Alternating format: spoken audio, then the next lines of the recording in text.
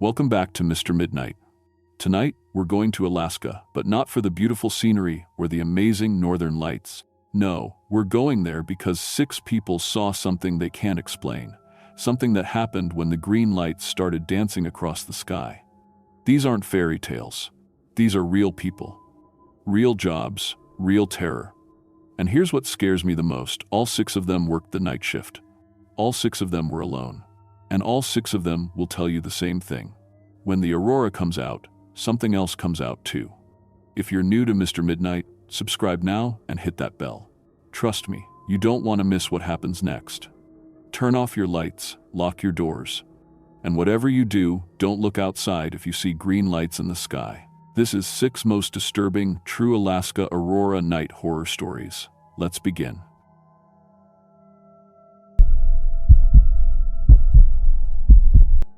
My name is Amy Rodriguez, and I've been working night shifts at grocery stores for 12 years. I started when I was 19, fresh out of high school in Fairbanks, Alaska. Over the years, I've worked at 5 different stores, but none of them prepared me for what happened at Midnight Market on Aurora Street. I've dealt with drunk customers, shoplifters, and even a robbery once. But what I experienced during those Aurora nights last winter changed everything I thought I knew about time itself. Some things aren't meant to repeat forever. Let me tell you about Midnight Market first. It's one of those 24-hour grocery stores that stays open all night, every night. The building used to be a warehouse back in the 1970 seconds before they turned it into a store. It sits on the edge of town, surrounded by empty parking lots and a few street lights that barely work. During the day, it's busy with families and workers grabbing lunch. But at night, especially during winter, it becomes a different place entirely. The store has 12 aisles, all numbered with those big plastic signs hanging from the ceiling.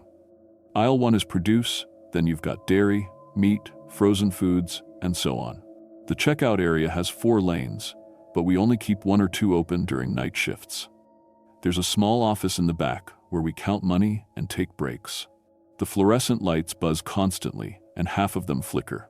The heating system is old and makes weird clicking sounds all night long. I started working there in October. The manager, Dave, was desperate for night shift workers. Most people don't want to work alone in a grocery store from midnight to 8 in the morning.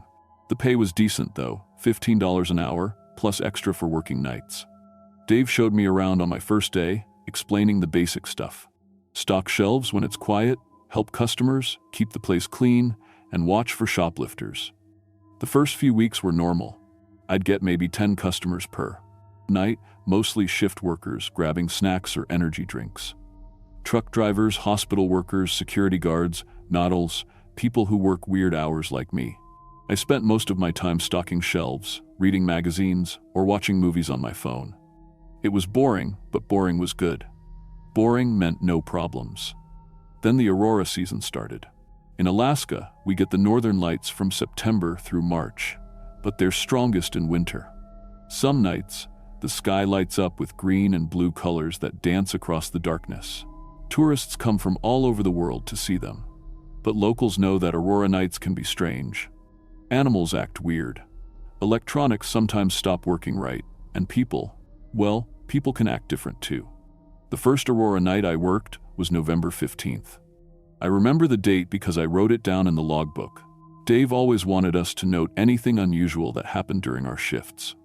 I was stocking soup cans around 2 a.m. when Mrs. Patterson walked in. She was maybe 60 years old, with gray hair and a blue winter coat. She grabbed a shopping cart and headed straight to aisle 3, the baking aisle. I watched her from behind the counter as she picked up a bag of flour, sugar, vanilla extract, and chocolate chips, cookie ingredients. She moved like she knew exactly what she needed. At the register, she paid with exact change, IMC dolls, $12.47. She didn't say much, just thank you when I handed her the receipt. Then she left. 3 hours later, she came back. Same blue coat, same shopping cart, same route to aisle 3. Same flour, sugar, vanilla, and chocolate chips. Same exact change. Even the same quiet thank you when she left. I figured maybe she forgot something the first time, or maybe she was baking for a big event and needed more supplies. But then she came back again at 2 a.m. the next Aurora night. Same everything, Same clothes, same items, same words, same exact change down to the penny. That's when I started paying closer attention. Over the next few weeks, I noticed it wasn't just Mrs. Patterson, there was Mr. Chen, who came in every Aurora night at 1:30 a.m. for a gallon of milk, a loaf of bread, and lunch meat. Always walked to aisle 2 first, then aisle 4, then dairy. Paid with a $20 bill every time, and left the change as a tip. There was Jenny, a young woman about my age, who showed up at 3:15 a.m. during every Aurora. She bought pregnancy tests, tissues, and chocolate ice cream. Always looked nervous, always paid with her credit card, always left without making eye contact. And there was Frank, an older man in a worn leather jacket. He came in at 4 a.m. sharp during Aurora nights, bought a 6-pack of beer and cigarettes, and always asked if we sold lottery tickets. When I told him no, he'd nod and leave.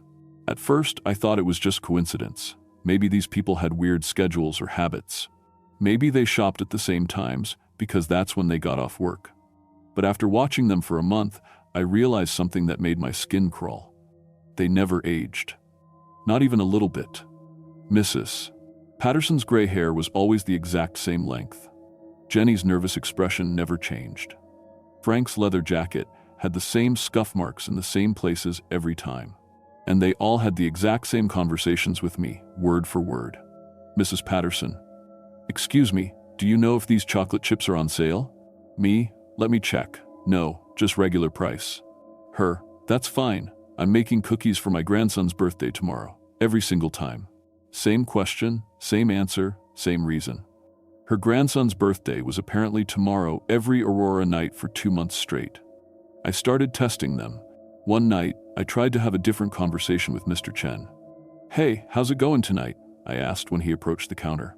He looked right through me and said, "Just these items, please." "Nice weather we're having." I tried. "Just these items, please." It was like talking to a recording. He could only say the exact same things he always said.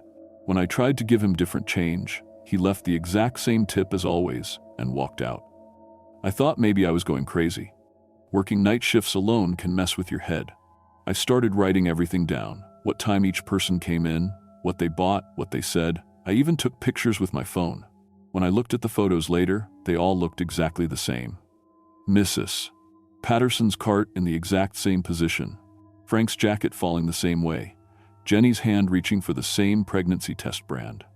Then I realized something that made everything worse. These people were shopping like it was the last normal night of their lives. I started paying attention to what they were buying and how they acted. Mrs. Patterson was making cookies for her grandson's birthday, but she seemed sad, like she was trying to create one last happy memory. Jenny was buying pregnancy tests and looked terrified, like she was about to get news that would change everything. Frank was asking about lottery tickets with the desperate hope of someone who needed money badly. I couldn't shake the feeling that these people were all shopping on the night before something terrible happened to them. So I did something that probably sounds crazy. I looked them up online. Mrs. Patterson's full name was Margaret Patterson. I found her obituary dated November 16th, 2 the day after the first Aurora night I saw her. She died in a car accident driving home from her grandson's birthday party. The cookies she was buying ingredients for were the last things she ever made. Jenny Martinez. I found her name on her credit card receipt. Her social media stopped updating on November 18th. Her last post was about being scared to take a pregnancy test. Someone commented asking if she was okay, but she never responded.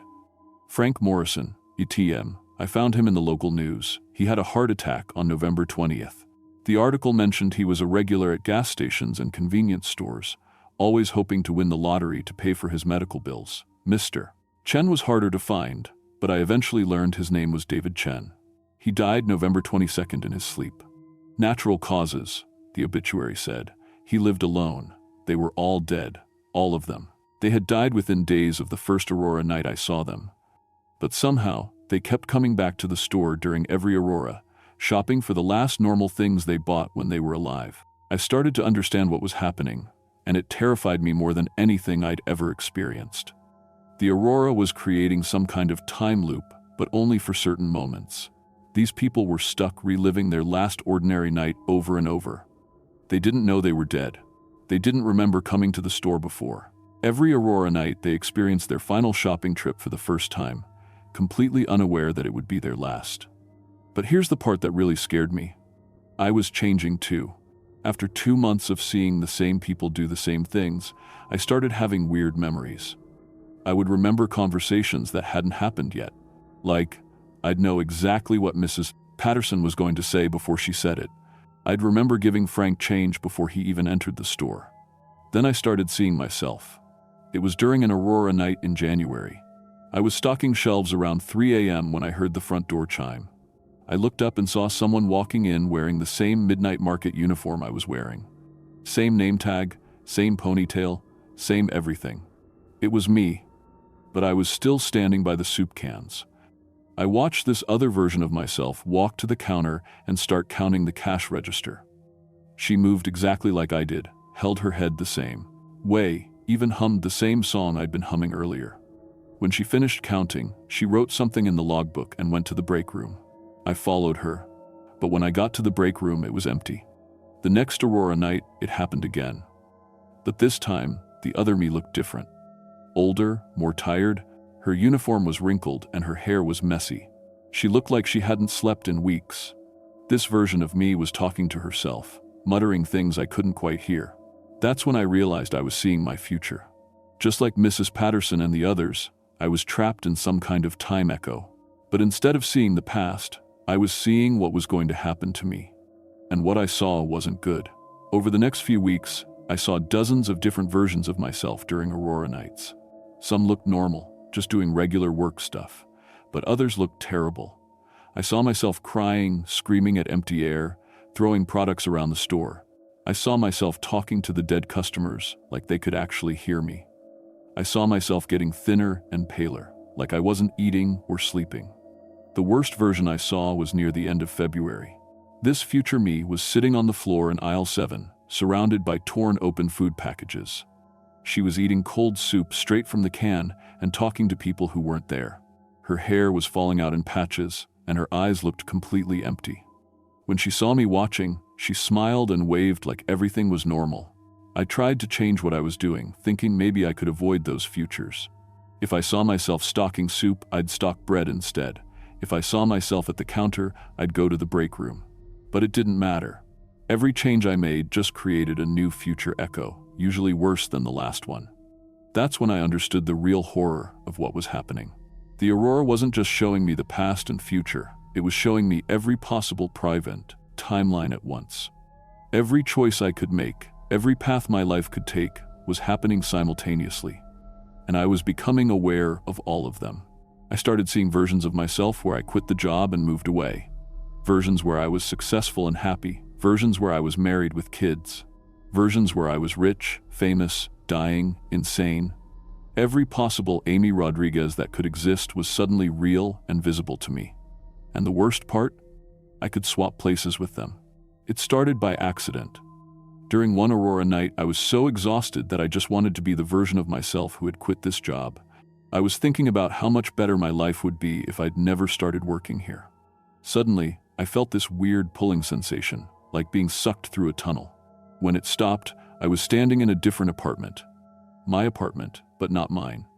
Everything was nicer, better furniture, newer TV, expensive clothes in the closet.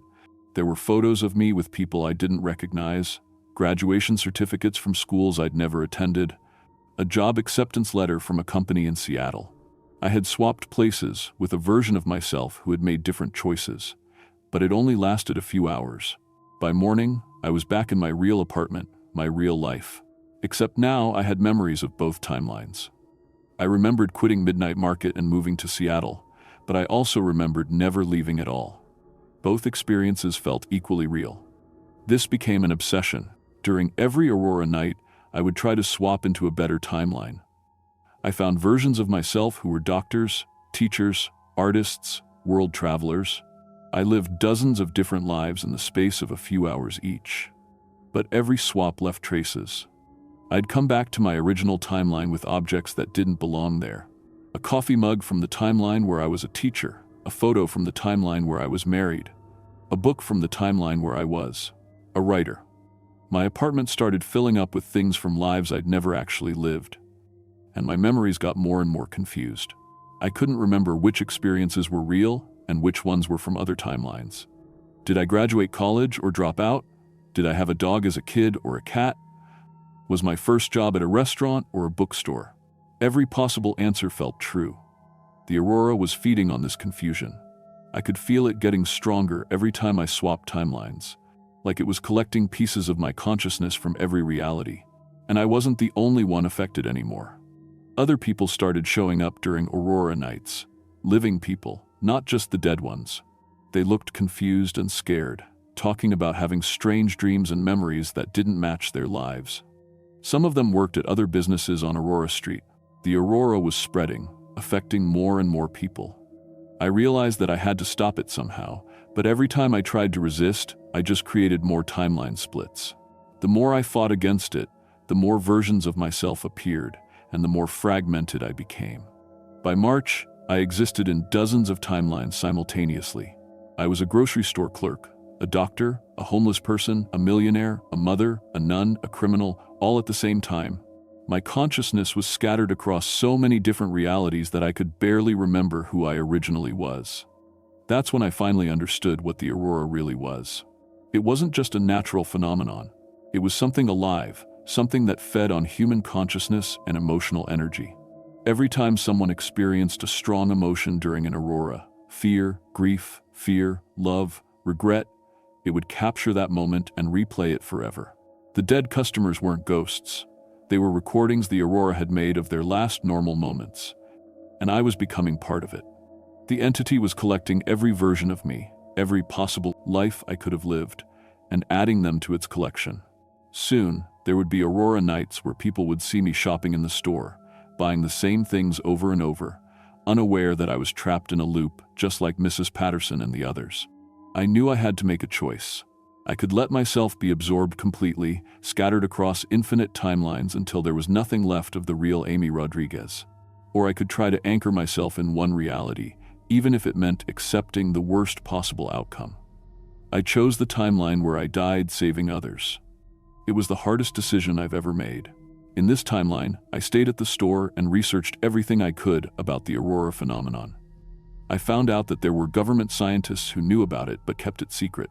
I gathered evidence, made recordings, and prepared documentation that would expose the truth. On the night of March 21st, TEK, the spring equinox, when Aurora activity is strongest, I made my choice. I knew the entity would try to absorb me completely that night. Instead of fighting it or trying to escape, I let it pull me in. But instead of letting it scatter my consciousness, I used my connection to all the timelines to create a feedback loop that disrupted its power. The process killed me. I felt my life force being drained away as the Aurora fed on my sacrifice. But my death destabilized the temporal loops. The dead customers stopped appearing. The timeline echoes collapsed. The living people who had been affected found their memories returning to normal. Most people don't remember that any of this happened. But a few do. People who worked night shifts during Aurora season. People who were sensitive to the temporal disturbances. They remember seeing the same customers over and over. They remember feeling like they were living the same night repeatedly. And they remember me. The grocery store closed down 6 months after my death. The official reason was structural problems, but really, people just felt uncomfortable there. Now it's a memorial, not officially, but in the way these things happen. People leave flowers sometimes, especially during Aurora season. I'm still there, in a way. Not as a ghost exactly, but as a kind of guardian. When the Aurora gets strong, when it starts trying to trap people in temporal loops again, I can interfere. I can't stop it completely, but I can weaken it enough that people can escape. If you work night shifts during Aurora season, anywhere in Alaska or northern Canada, pay attention to your customers. If you see the same people buying the same things night after night, if they seem to be having the exact same conversations, don't try to interact with them too much. And definitely don't let yourself get obsessed with understanding what's happening. The Aurora is always hungry. It's always looking for new consciousness to collect, new emotions to feed on. It's especially attracted to people who are isolated, people who work alone at night, people who are already feeling disconnected from time and reality. If you start seeing multiple versions of yourself, if you start having memories of things that haven't happened yet, Get away from the Aurora. Move somewhere south. Take day shifts. Do whatever you have to do to break the pattern before it's too late. Because once the Aurora has a piece of your consciousness, it never lets go completely. Even now, parts of me exist across multiple timelines, living every possible version of my life simultaneously. Most of the time, I can focus enough to be the guardian, the protector, but sometimes I drift between realities, experiencing all the lives I could have had. It's not the worst fate. I get to see what would have happened if I'd made different choices. I get to experience love, success, adventure, all the things I never had in my original timeline. But I also experience every failure, every tragedy, every possible way my life could have gone wrong. The Aurora is still out there. It's weaker now, but not gone. And it's patient. It can wait decades or centuries for the right conditions, the right people to trap. Night shift workers are especially vulnerable because we're already living outside normal time, already isolated from the regular flow of human life. So, if you ever find yourself working alone during an Aurora night, remember my story. Pay attention to patterns. Trust your instincts if something feels wrong. And whatever you do, don't try to change timelines, no matter how tempting it might be. Some doors, once opened, can never be closed again. My name was Amy Rodriguez, and this is what happened to me during the Aurora season of my last year alive. I've been guarding this place for 8 months now, protecting others from the same fate. But I don't know how much longer I can maintain this focus, this sense of individual identity. The Aurora is calling to me even now, promising to show me timelines where none of this ever happened, where I'm still alive and happy. It's getting harder to resist. Someday, I might not be strong enough to stay here, to keep others safe. If that day comes, if the Aurora starts trapping people again, remember that there are others like me. Other night shift workers who sacrifice themselves to protect people from temporal predators. We're scattered across the northern regions, wherever the Aurora touches the earth. We're still here, still fighting, still trying to keep the darkness from spreading. But we can't do it forever.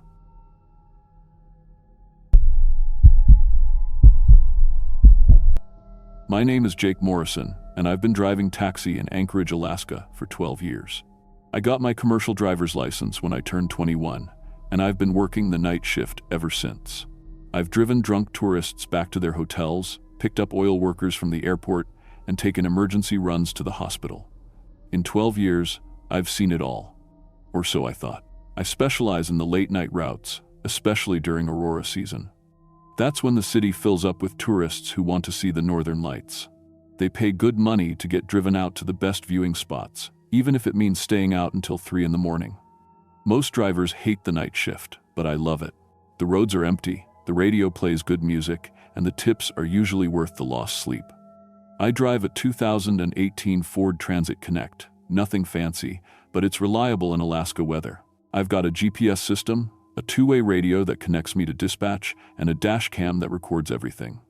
Alaska requires all taxi drivers to have cameras now, for safety. I've also got emergency supplies in the back, blankets, water, first aid kit, and a satellite phone for when we get out of cell tower range. But what happened 3 weeks ago, during the biggest Aurora storm I've ever seen, changed everything I thought I knew about this job. I picked up a passenger that night who wasn't human. And I'm not talking about someone who was just weird or drunk. I mean something that looked like a person but definitely wasn't one. Section 2, professional context. And set up October 15th started like any other night shift. I began my route at 6 p.m., working the usual spots: 9, the airport, downtown hotels, and the train station. The weather report said we were in for a big Aurora storm. The space weather folks predicted a G4 magnetic storm, which meant the lights would be visible even from the city. By 10 p.m., my radio was busy with calls from tourists wanting rides to Chugach State Park or Eklutna Lake for Aurora viewing. The dispatcher, Maria, was sending out location updates every hour. "Jake, you copy?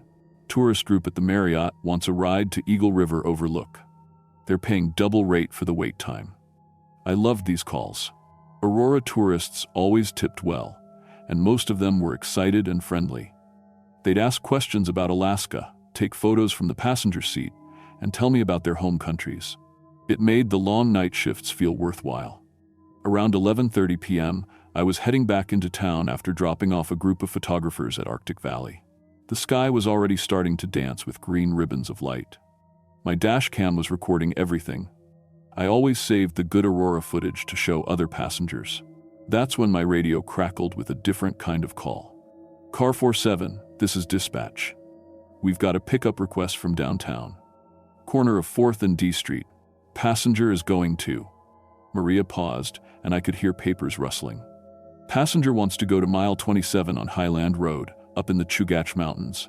I grabbed my radio. Copy that, dispatch. That's pretty far up into the mountains. Did they confirm the fare? It's at least a $60 trip. Passenger said money is no problem. They're waiting at the corner now. Highland Road went deep into the Chugach Mountains. Most of it was just private driveways for expensive houses, but after mile 20, it got pretty isolated. I'd been up there a few times for rich tourists who wanted private Aurora viewing spots. The road was good, but it was dark and winding. Still, $60 plus tip for one trip was too good to pass up. I turned my taxi around and headed back downtown. The aurora was getting stronger. Bright green curtains were hanging across the entire sky, with some purple edges starting to show. My radio was playing classic rock, and everything felt normal. Asterisk, asterisk. Section 3. First anomaly, asterisk, asterisk, I pulled up to the corner of 4th and D Street at 11:47 p.m. There was a person standing under the streetlight, wearing a long dark coat. From a distance, they looked completely normal. Average height, dark hair, just standing quietly and waiting. But as I got closer, something felt off. The person wasn't moving at all. Most people wave when they see their taxi coming, or at least look toward the car. This person just stood perfectly still, facing away from the street. I rolled down my window. Are you waiting for a taxi to Highland Road? The person turned around, and that's when I saw their eyes. They were silver. Not gray or light blue, actually silver, like mirrors. They reflected the streetlight in a way that human eyes just don't do.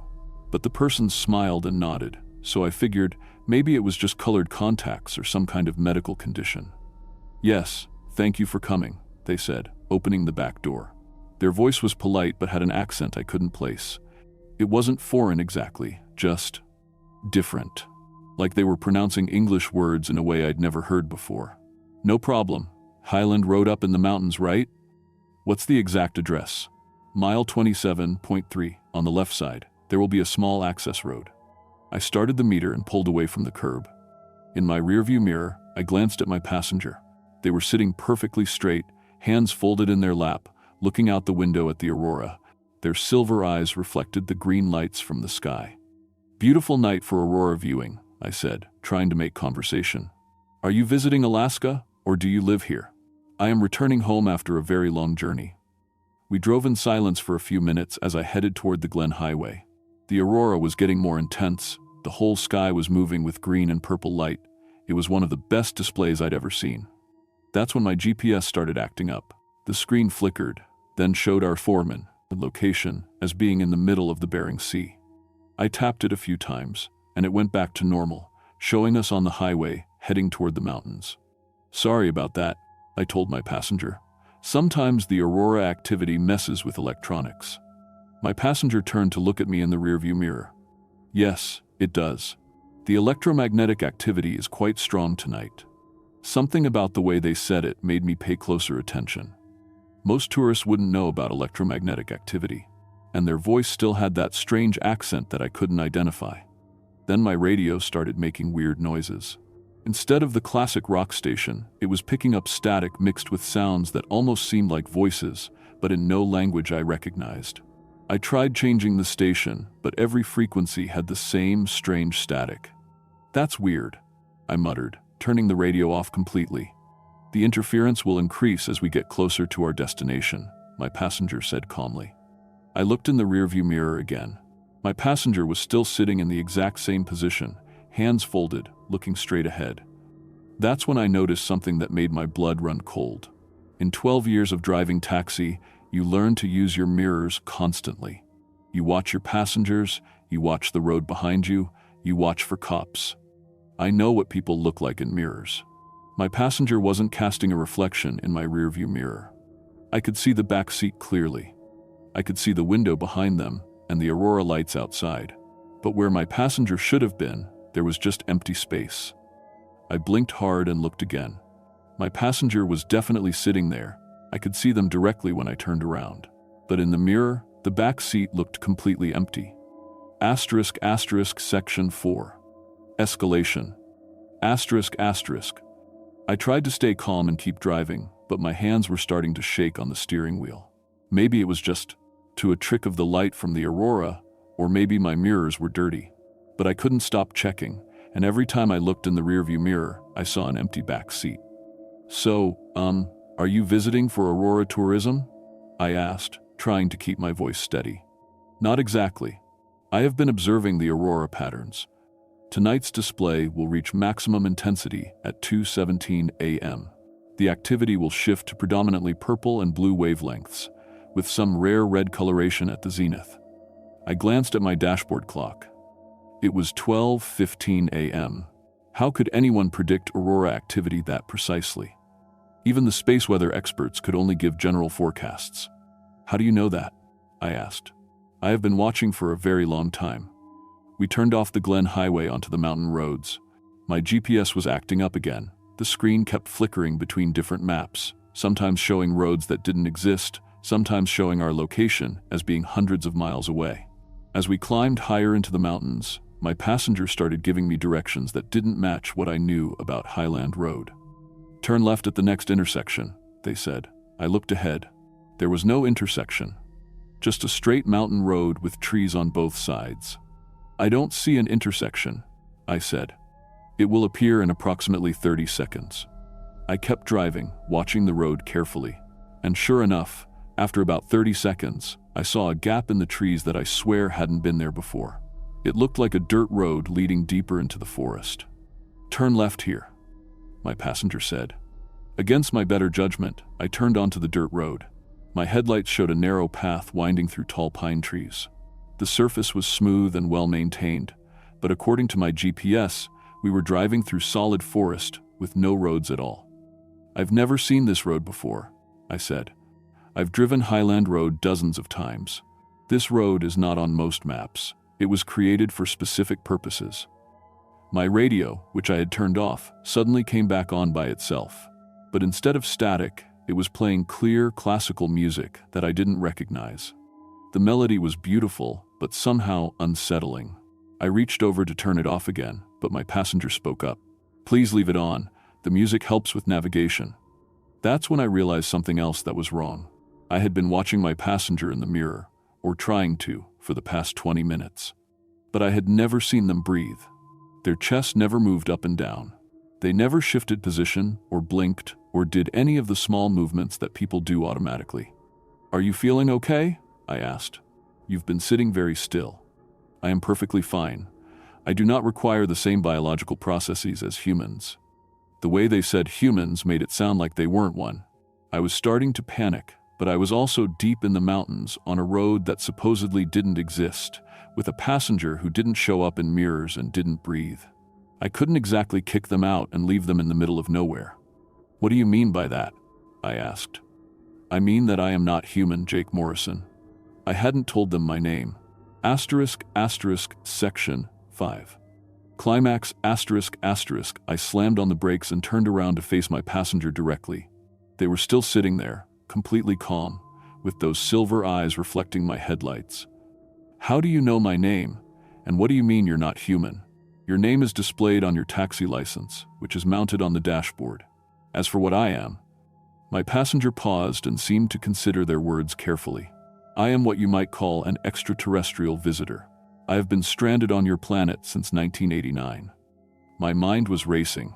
This had to be some kind of elaborate prank, or maybe a person with serious mental health issues. But the empty reflection, the dawn, perfect Aurora prediction, the road that didn't exist, none of that could be explained by mental illness. You're saying you're an alien? I said slowly. That is correct. My craft experienced mechanical failure during the Aurora storm of the 13th of March 1989. I have been waiting here for rescue ever since. 1989. That was the year of the massive geomagnetic storm that knocked out power across Canada and Alaska. I remembered my dad talking about it when I was a kid. The Aurora activity creates navigation beacons for my species. My passenger continued. Tonight's storm is the strongest since my arrival. My rescue team will be able to locate me.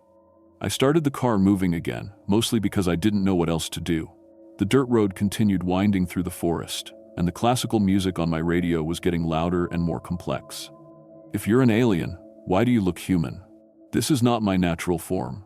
I can alter my appearance to blend in with local populations. However, certain features are difficult to replicate perfectly. They gestured toward their eyes. The silver coloration is a side effect of the transformation process. And that's why you don't show up in mirrors? My physical form is partially electromagnetic in nature. Standard mirrors do not reflect the full spectrum of my presence. We drove for another 10 minutes through forest that seemed to go on forever. According to the GPS, we should have reached the end of the mountain range by now, but the trees just kept going. I should mention, my passenger said, that you are not the first taxi driver I have used. Over the past 34 years, I have taken rides with many drivers in Anchorage. I have been studying human transportation systems and social interactions. A chill ran down my spine. You've been doing this for 34 years? Taking taxi rides? Yes, I have learned much about human behavior.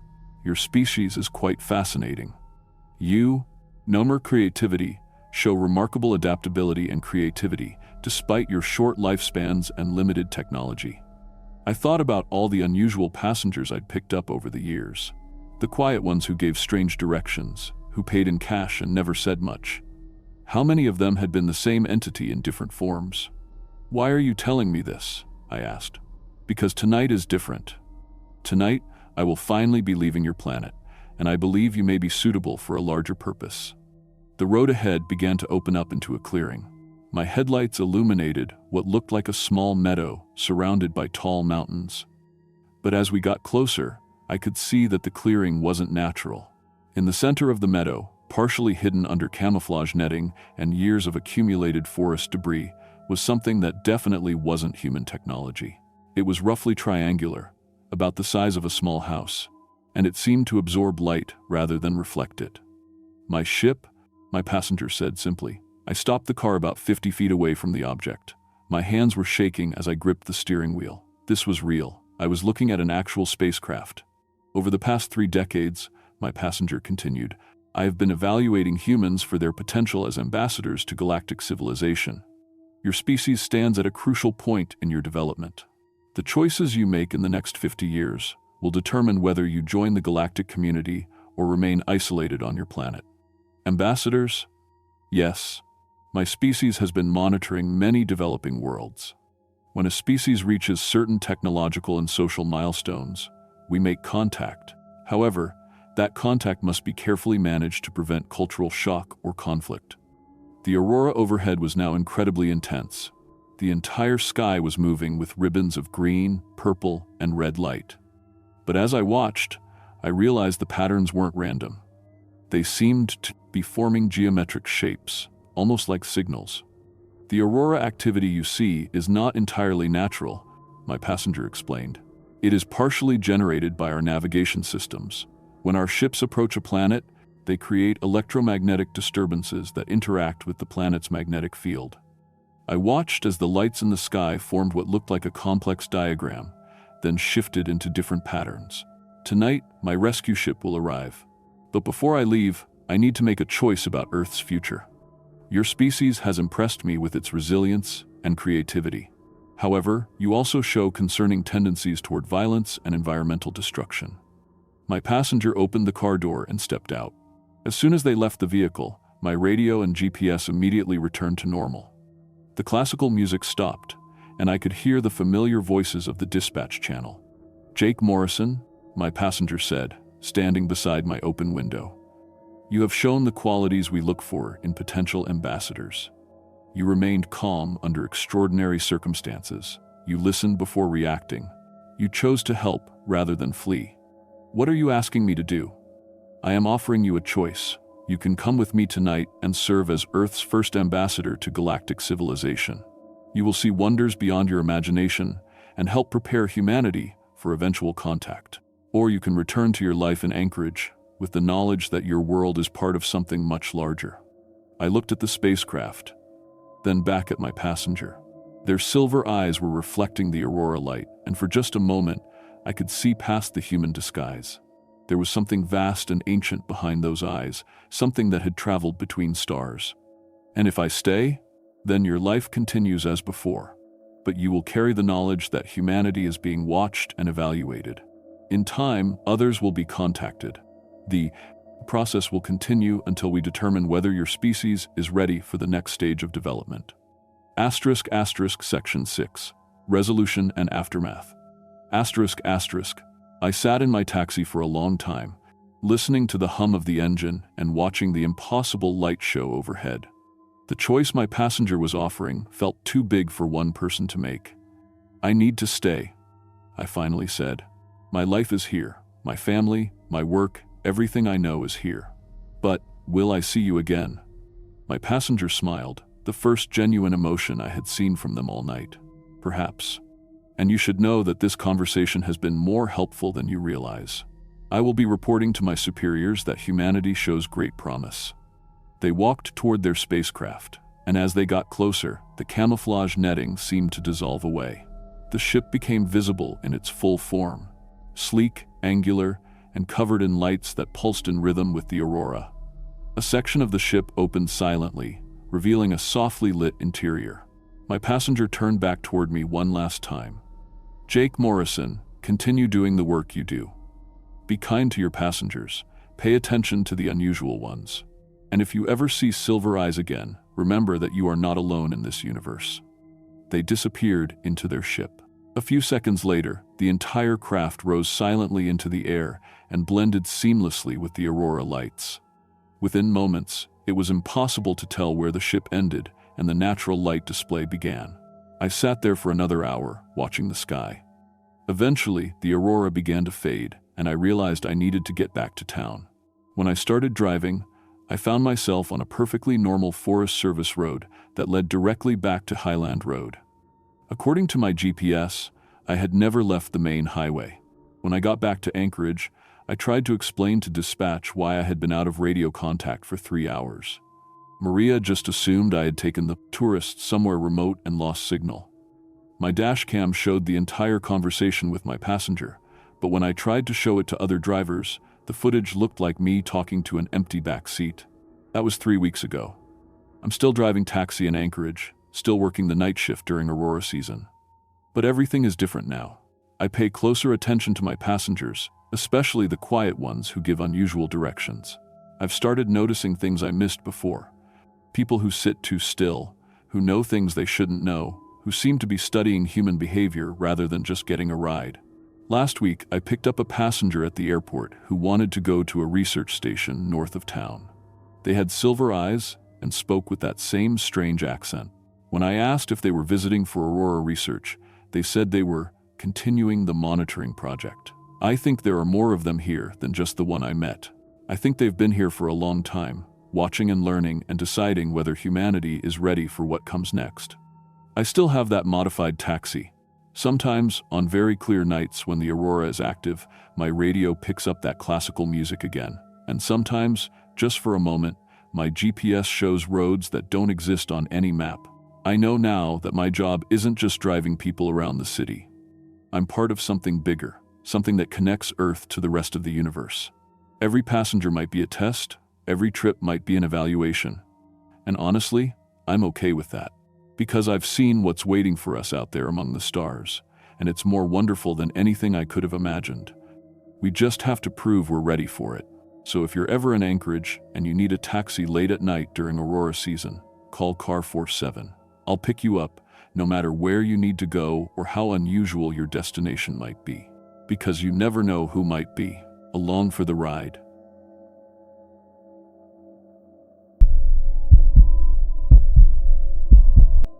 My name is Sarah Chen, and I've been running my own coffee shop in Nome, Alaska for 12 years. I bought the Northern Grind when I was 26, right after finishing my business degree. Everyone said I was crazy to open a coffee shop in a town of less than 4,000 people, but I knew the night shift workers at the port, the hospital, and the airport needed somewhere warm to grab a decent cup of coffee. I've served through some of the harshest winters on Earth.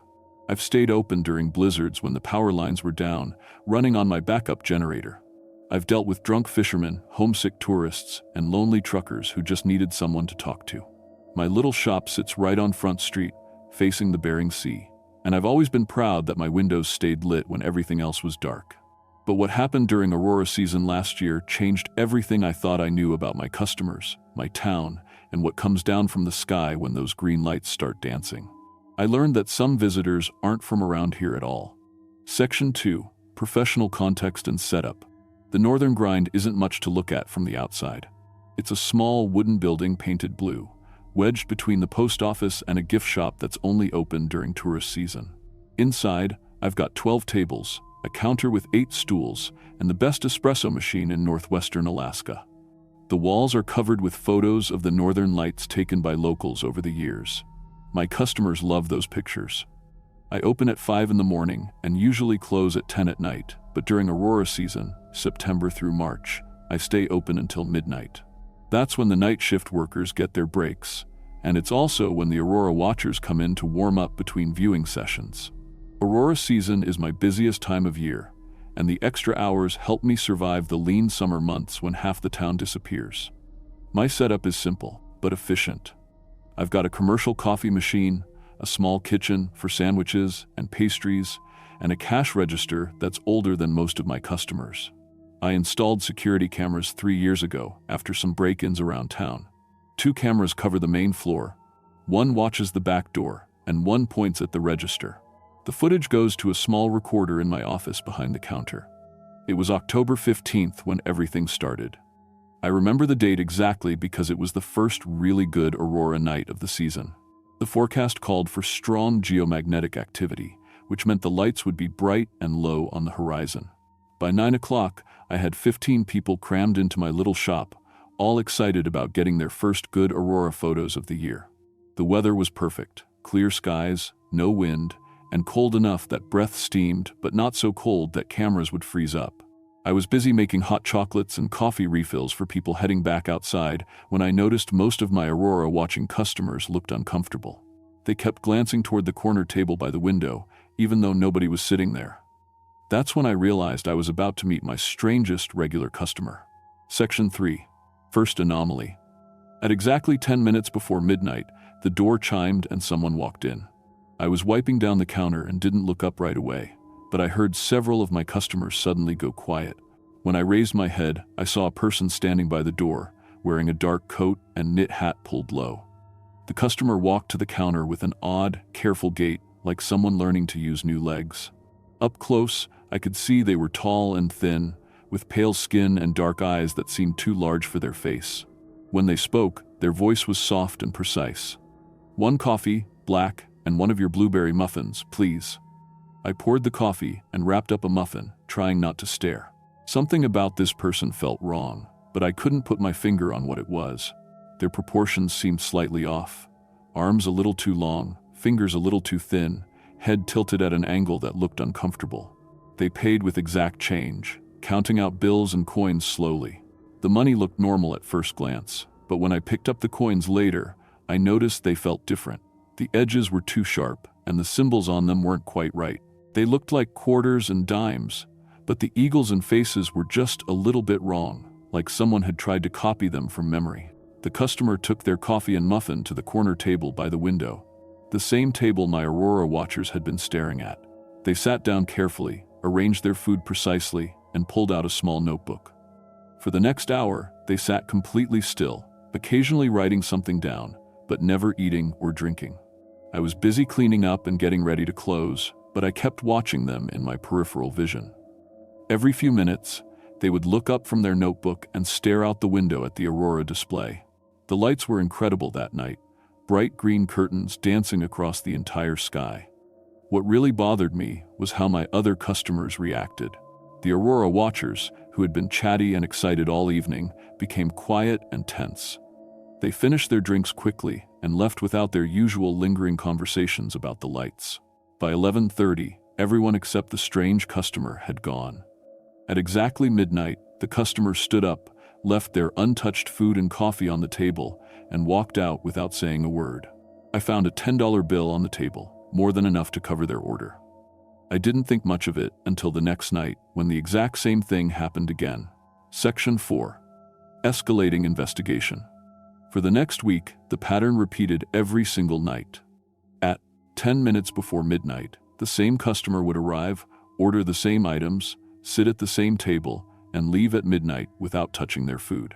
They always paid with those slightly wrong coins and bills, and they always left a $10 tip. I started paying closer attention to them, trying to figure out what was so unsettling. Their movements were too precise, like they were thinking about each step before taking it. They never blinked as often as normal people, and their breathing seemed too shallow. Most importantly, they never seemed affected by the cold, even though everyone else who came in was shivering and grateful for the warmth. On the 8th night, I decided to check my security cameras. I figured I could get a better look at this customer's face and maybe figure out who they were. Nome isn't that big. I know most of the locals, and I can usually spot tourists pretty easily. That's when I discovered something impossible. The cameras showed me sitting at the counter, showed other customers coming and going, showed me serving coffee and cleaning tables. But they never showed the strange customer at all. The corner table appeared empty in the footage, even though I clearly remembered serving them and watching them sit there. I thought the cameras were malfunctioning, so I tested them the next day. They worked perfectly fine. I could see myself moving around the shop, see customers at every table, see cars passing by outside the window. But when I reviewed that night's footage, once again, the corner table looked empty during the customer's visit. That night, I decided to be more direct. When the customer arrived at their usual time, I was ready. "Excuse me," I said as they approached the counter. "I'm sorry, but I don't think we've been properly introduced. I'm Sarah, the owner. I've noticed you've been coming in every night this week." They looked at me with those two large eyes for a long moment before responding. "I am observing," they said simply. "Observing what?" "The patterns, the interactions, the responses to the displays." They gestured toward the window, where the Aurora was putting on another spectacular show. Green and blue lights twisted across the sky, in formations that seemed almost too perfect, too organized. "Are you a scientist?" I asked. "Studying the northern lights?" "In a manner of speaking," they replied. Then they ordered their usual coffee and muffin and went to their table. I spent that night watching them more carefully than ever. They would look out the window for several minutes, then write something in their notebook, then look around the shop at the few remaining customers. When they wrote, their hand moved in quick, precise strokes, but the language didn't look like anything I recognized. The letters seemed to shift and change when I wasn't looking directly at them. Section 5. Professional Crisis and Revelation. After 2 weeks of this routine, I was starting to lose sleep. My regular customers were avoiding the shop during Aurora displays, and my business was suffering. People would come in, see the corner table, and suddenly remember they had somewhere else to be. Word was getting around town that something weird was happening at the Northern Grind. I decided I needed answers.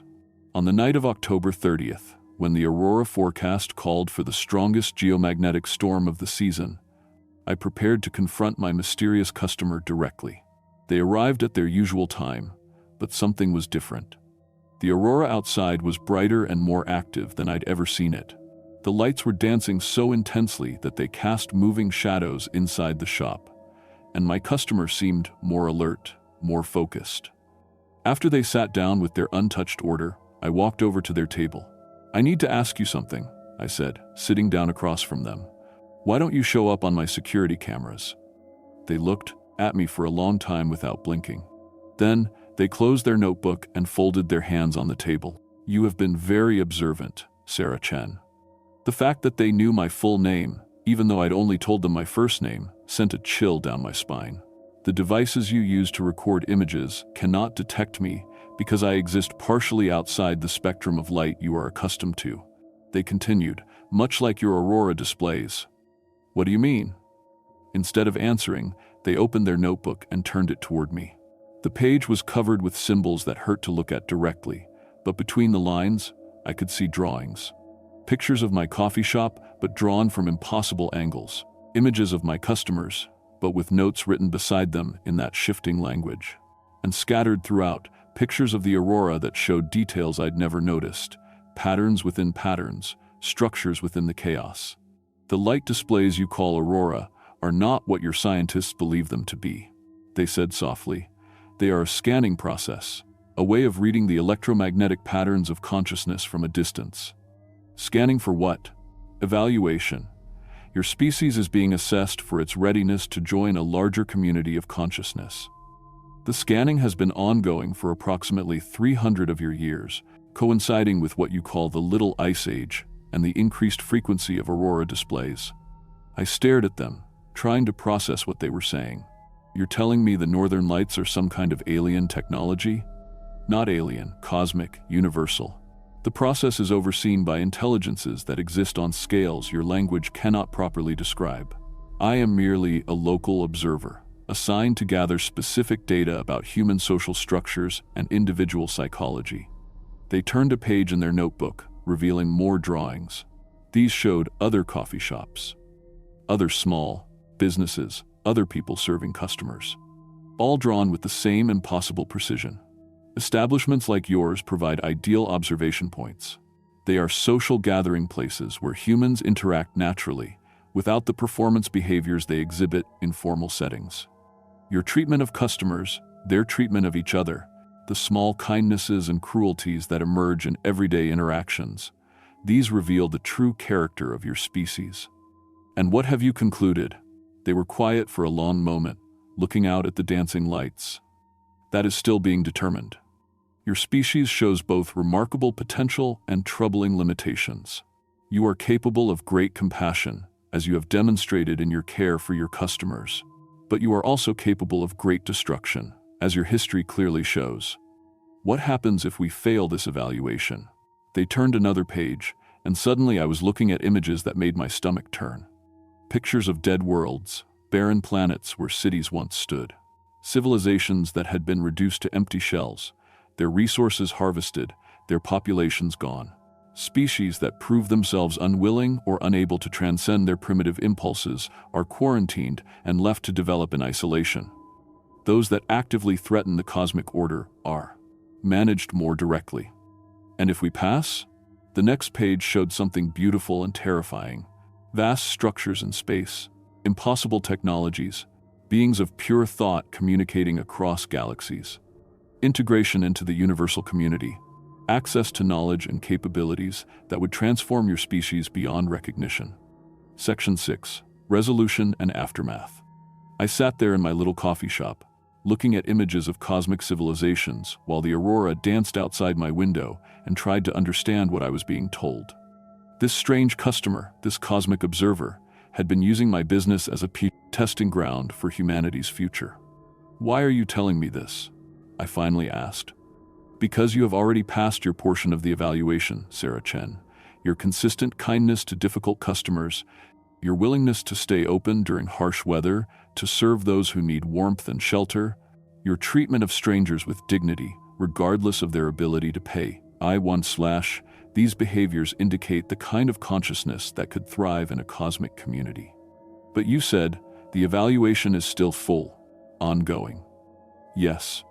There are others like me, in coffee shops and restaurants and gathering places around your world, conducting similar observations. The final determination will be made based on the collective data we gather. They closed the notebook and stood up. I will not be returning, Sarah Chen. My observations are complete. Your establishment will no longer serve as a testing site. What should I do with this information? Continue being who you are. Treat your customers with kindness.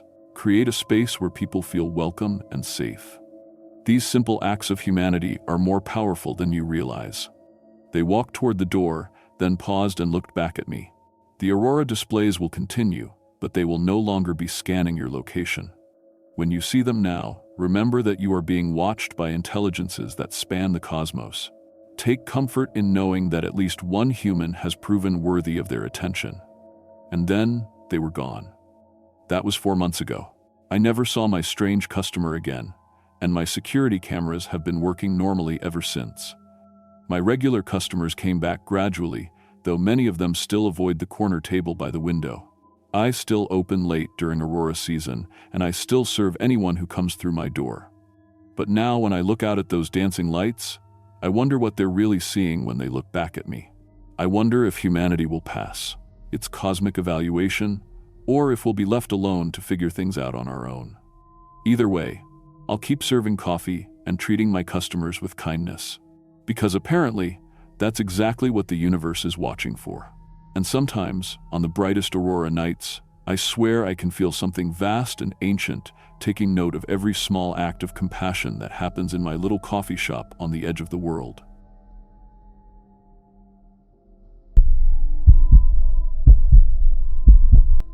My name is Maria Soto, and I've been a school bus driver in rural Alaska for 12 years. I got my commercial driver's license when my husband died in a fishing accident, and driving the kids to school became my way to keep going. I've handled everything this job can throw at you: blizzards that turn the roads white, moose blocking the highway, and buses breaking down in 40 below weather. I've even dealt with kids fighting, parents yelling, and mechanical problems that would make a grown man cry. But what happened last winter on Route 47 changed everything I thought I knew about what lives in these Alaskan woods. Let me tell you something about driving a school bus in Alaska. It's not like anywhere else in the world. My route covers 43 miles of winding mountain roads through the Chugach National Forest. I pick up 26 kids from 5 different stops, some of them living so far out that their driveways are half a mile long. My bus is a 2019 Bluebird Vision with a diesel heater that barely works, security cameras inside and out, and enough emergency equipment to survive a week in the wilderness. I start my route every morning at 6:15 a.m. when it's still dark. In winter, the sun doesn't come up until almost 10 a.m., so most of my driving happens in complete darkness. The roads are narrow, barely wide enough for 2 vehicles, with steep drops on one side and thick forest on the other. There's no cell phone service for most of the route.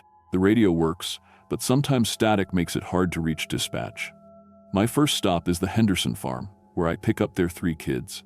Then I drive 8 miles to the old mining camp where the Torres family lives. After that, it's another 12 miles to the cluster of cabins where most of my kids wait. The 4th stop is 15 miles deeper into the forest, and the last pickup is at the very end of the road, where the Nakamura family built their house next to a frozen lake. The kids are good kids. They know the rules. Stay in your seat, no yelling, and always listen to Mrs. Maria. Some of them have been riding my bus since kindergarten, and now they're in high school. I know their families, their pets, their favorite subjects in school. When you're responsible for getting children safely through some of the most dangerous terrain in America, you take that job seriously. Everything was normal until the Aurora started acting strange in November. We get northern lights here all the time, but these were different. They were brighter, more active, and they seemed to happen every few nights instead of just occasionally. The local news said it was because of solar storm activity. Something about magnetic fields and electromagnetic pulses. All I knew was that on Aurora nights, my bus radio would crackle with static, and sometimes the heater would cut out for no reason. That's when I started finding the footprints. The first ones appeared after a particularly bright Aurora display on November 15th. I was doing my pre-trip inspection, walking around the bus with my flashlight like I do every morning, checking tires and mirrors, and making sure no animals had gotten underneath during the night. That's when I saw them in the snow next to my front bumper. They looked like human footprints, but wrong, way too big. I wear a size 8 boot, and these prints were more than twice as long as my foot. I'm talking about 18 inches from heel to toe. But the really strange thing was the shape.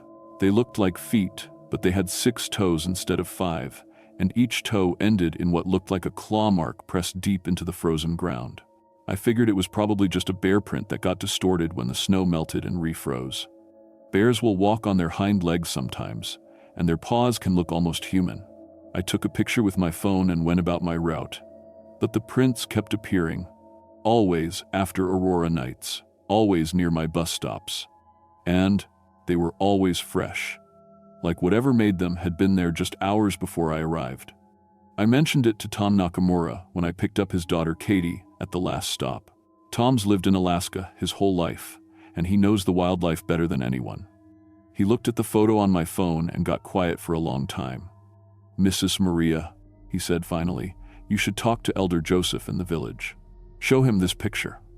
Elder Joseph Kanguk was in his 80s, one of the few people left who still remembered the old stories from before the missionaries came. He lived in a small cabin near the village center, and when I showed him the photo, his face went pale. "Tornarsuk," he whispered. "The giant ones. They hunt when the sky fires dance." He told me that his grandmother used to tell stories about creatures that looked like huge people but weren't human at all. They lived deep in the wilderness and usually stayed hidden, but during heavy Aurora activity, they would come out to hunt.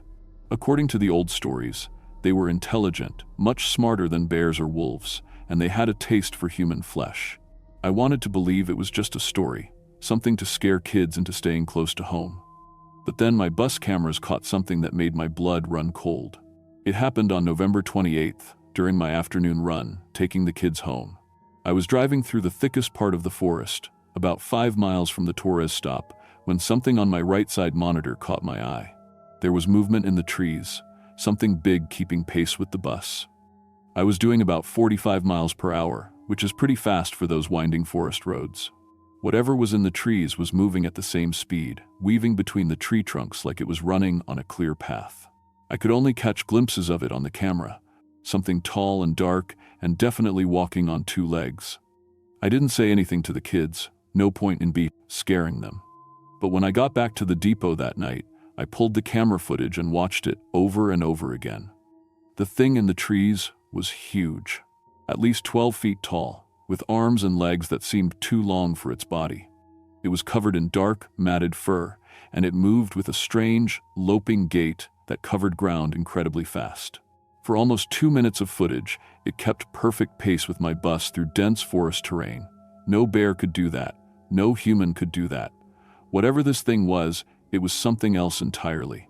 The kids started noticing things too.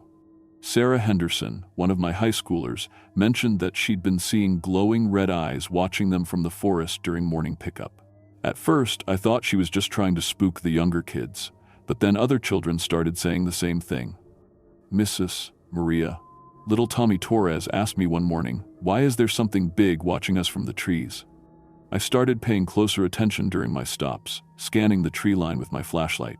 Sometimes I thought I saw a reflection of eyes, but it could have been anything: a raccoon, a fox, even ice crystals catching the light. Then I found the moose. It was December 3rd, a Tuesday morning after another heavy Aurora display. I was approaching my 3rd stop when I had to slam on the brakes. There was something hanging from a tree branch right over the road, about 20 feet up. It took me a minute to understand what I was looking at. It was a full-grown moose, probably weighing 800 pounds, suspended from the thick branch of an old pine tree. The carcass was completely drained of blood, hanging there like a grotesque ornament. Whatever had done this was strong enough to lift a moose 20 feet into the air, and powerful enough to drain every drop of blood from its body. I called it in to the Alaska State Troopers, and they came out with a wildlife expert from Fish and Game. The official report said it was probably the work of a brown bear with unusual behavior, possibly caused by climate change affecting their normal hibernation patterns. But I saw the look in the wildlife expert's eyes when he examined the carcass. He'd never seen anything like it either. That's when the gifts started appearing. I call them gifts, but they felt more like threats. Every few days, I'd find arrangements of animal bones at my bus stops. Small bones from rabbits and squirrels, arranged in patterns that spelled out numbers. Always the same numbers, 4 and 7. My route number. The bones were always clean and white, like they'd been picked clean and bleached. They were arranged carefully, deliberately, like someone was trying to send me a message. But the really disturbing part was how precisely they were placed. Whatever was doing this knew my exact schedule, knew exactly where I stopped, and was tracking my movements. I started carrying a camera with me and documenting everything. Pictures of the bone arrangements, the footprints, anything unusual I found along my route. I was building a file, trying to make sense of what was happening. The breakthrough came when I checked the security footage from the depot. Our buses are parked in a fenced lot with motion-activated cameras, and I had access to review the footage as part of my safety certification. What I found made me seriously consider quitting my job. The cameras had captured something examining my bus at night. It happened on December 10th, around 2 a.m. The motion sensors triggered the recording, and there it was, a massive bipedal figure, at least 12 feet tall, moving around my bus with obvious intelligence. It tested the doors, pulling on the handles and pushing against the emergency exits. It examined the windows, running what looked like clawed fingers along the glass. It even looked directly into the cameras, and for a few seconds, I could see its face clearly. It was humanoid but wrong in every way that mattered. The features were too large, too angular. The mouth was filled with teeth that were clearly meant for tearing flesh. But the eyes were the worst part, completely black, like looking into deep water at night, but with an intelligence that was unmistakably aware. This thing wasn't just an animal acting on instinct. It was planning something. The next morning, I found that several trees had fallen across the road at different points along my route. Not storm damage, these trees had been deliberately toppled to block the road. Each one was positioned at a narrow point where it would be difficult to turn around, forcing me to take specific detours. I realized it was hurting me, like a predator driving prey toward a specific location. But where and why? I started carrying emergency supplies in my bus, extra food, water, blankets, and a satellite phone that would work even without cell towers. I also started varying my route slightly, taking different roads when possible, trying to be unpredictable. That's when I discovered the cave paintings. I was taking a detour around another fallen tree when I noticed a rock formation I'd never seen before, about half a mile off the main road. There was a small cave entrance, and something about it drew my attention. I parked the bus and took a few minutes to investigate with my flashlight. The cave was shallow, but the walls were covered with paintings. Old ones, probably done with natural pigments from berries and clay. They showed figures hunting humans during what were clearly Aurora displays. The sky in the paintings was filled with wavy lines representing the northern lights, and below them, giant humanoid figures were chasing smaller human figures. The really disturbing part was that the paintings seemed to be a record. They showed the creatures getting larger and more aggressive with each Aurora cycle, like the electromagnetic activity was affecting them somehow. The later paintings showed the giants working together in organized groups, using tools and setting traps. I took pictures of everything and did some research when I got home. Aurora activity in Alaska has been increasing over the past few decades due to changes in the Earth's magnetic field. If these creatures were somehow connected to electromagnetic activity, they might be becoming more active and aggressive. I found historical records of missing persons in the area going back to the 1950 seconds. Children, mostly, who vanished from remote locations during heavy Aurora activity. The official explanations were always bears, wolves, or accidents in the wilderness. But reading through the old newspaper reports, I found a pattern. Several witnesses described seeing a giant hairy man taking children into the forest. The descriptions were remarkably consistent across different time periods and different families. Something large, humanoid, covered in dark fur, with unusual intelligence and the ability to move silently through dense forest. Then things escalated. On December 18th, I was picking up the kids at my fourth stop when I heard something that made my heart stop. A voice calling from the trees, clear as day. "Katie, Katie, come here." It was Tom Nakamura's voice, calling for his daughter. But Tom was at work at the cannery 40 miles away. I knew because Katie had mentioned that morning that her dad was working a double shift. "Stay on the bus," I told the kids, and I honked my horn in the pattern we used to signal all clear. The voice stopped immediately. Katie looked confused. "That sounded like my dad," she said. "Your dad's at work, honey. Stay in your seat." But over the next few days, it happened again and again. I'd hear the voices of parents calling their children from the forest. Perfect imitations, down to the accent and speech patterns. But I knew it wasn't really the parents, because I could see their work, schedules, knew where they were supposed to be. The worst was when I heard my own voice. I was at the Henderson farm, waiting for the 3 kids to board, when I heard myself calling from the tree line. "Kids, come quick, Mrs. Maria needs help with the bus." The voice was perfect. It sounded exactly like me, same tone, same pronunciation, even the slight accent I have from growing up in California. If I hadn't been sitting in the driver's seat, I would have believed it was really me calling. The kids started to get up, but I stopped them. "Nobody moves," I said. "That's not me, I'm right here." Young Jimmy Henderson looked confused. "But Mrs. Maria, you're calling us." "Look at me, Jimmy. I'm sitting right here." I'm not outside calling anyone. The fake voice called again, more urgently this time. Please hurry, the bus is broken. I started the engine and put the bus in gear. Everyone sit down and buckle up. We're leaving right now. As we drove away, I could hear my own voice following us through the trees, calling the children's names, begging them to come help. It was the most disturbing thing I'd ever experienced. That night, I found something on my windshield that nearly made me quit on the spot. A small backpack, faded and torn, with a name tag that read, Melissa Torres, 1987. I knew that name from the missing person reports I'd researched. Melissa Torres was one of the children who had disappeared 36 years ago. Inside the backpack were a few school supplies, a small toy, and a note in a child's handwriting. The hairy man took me to his house in the rocks. He has lots of friends. They're hungry. I called the state troopers again, but there wasn't much they could do with evidence that old. They took the backpack and filed a report, but I could tell they thought I was either making things up or being pranked by local teenagers. The bone arrangements became more elaborate. Instead of just spelling out my route number, they started forming patterns that looked like maps. Arrows pointing toward the deep forest, circles marking specific locations, lines that seemed to trace the path of my daily route. Whatever this thing was, it had been watching me for weeks. It knew my schedule down to the minute, knew where I stopped, how long I waited at each pickup point. It was studying me like a scientist studies a lab rat. On December 22nd, the winter solstice, we had the strongest aurora display in decades. The entire sky was lit up with green and purple curtains of light, dancing and pulsing like something alive.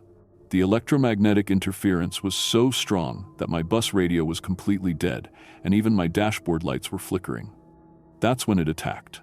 I was at my last stop, waiting for Katie Nakamura, when something massive struck the roof of my bus. The entire vehicle shook like we'd been hit by a falling tree.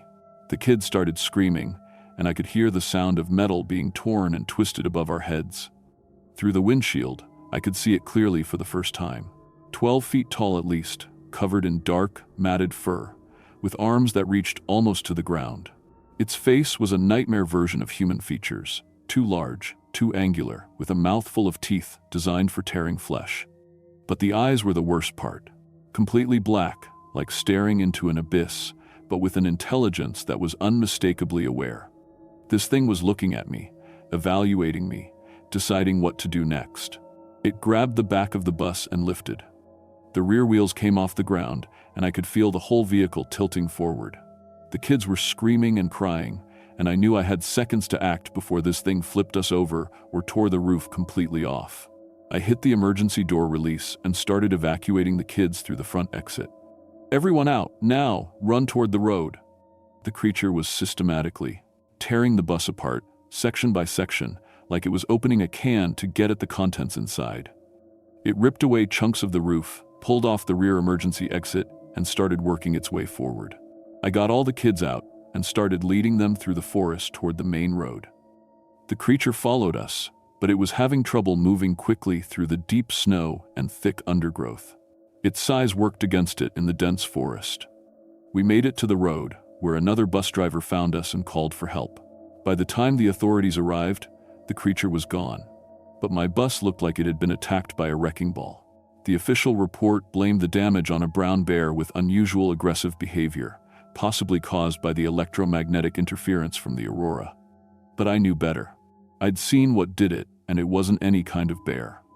I took some time off after that, but I couldn't stop thinking about what I'd experienced. I did more research, talked to Elder Joseph again, and reached out to other drivers who worked remote routes in Alaska. I wasn't the only one. There were other reports, going back decades, of encounters with large, intelligent creatures in the wilderness. Different tribes had different names for them, but the descriptions were always similar. The Inupiaq called them Tornarsuk, the Yup'ik called them Palraijit, but they were talking about the same species. Elder Joseph provided me with traditional protective symbols and taught me some of the old hunting techniques his grandfather had used. According to the stories, these creatures were vulnerable to certain electromagnetic frequencies, the same kinds of energy that powered the Aurora displays. I returned to work in January, but I made some modifications to my bus. I installed additional emergency exits, better communication equipment, and some devices that Elder Joseph said would help protect against the creatures. I also started carrying traditional weapons, not guns, which might not be effective, but things like blessed spear points and ceremonial knives. The encounters continued, but I was better prepared. The creatures seemed to be adapting too, working in groups and using more sophisticated hunting strategies. But I had advantages they didn't expect: knowledge from the elders, modern technology, and most importantly, the trust of the children I was protecting. My route is different now.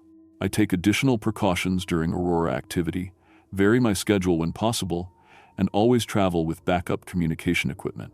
The school district has upgraded security at all the remote stops, and we've implemented new protocols for extreme weather and wildlife encounters. But I know they're still out there. Sometimes I catch glimpses of movement in the trees or find fresh tracks after particularly active Aurora nights. The difference is that now I'm ready for them.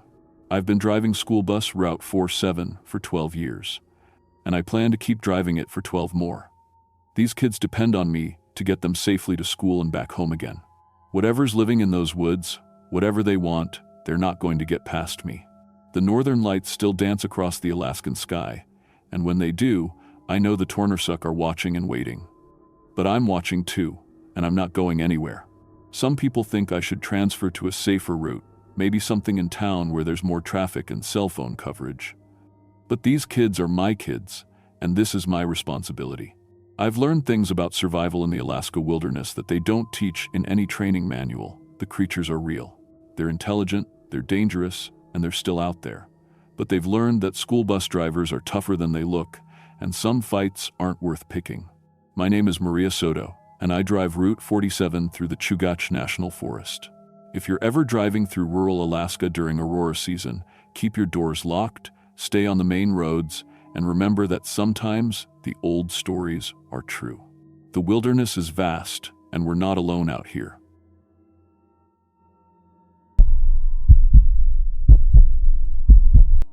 My name is Kevin Martinez, and I've been a night janitor for 12 years.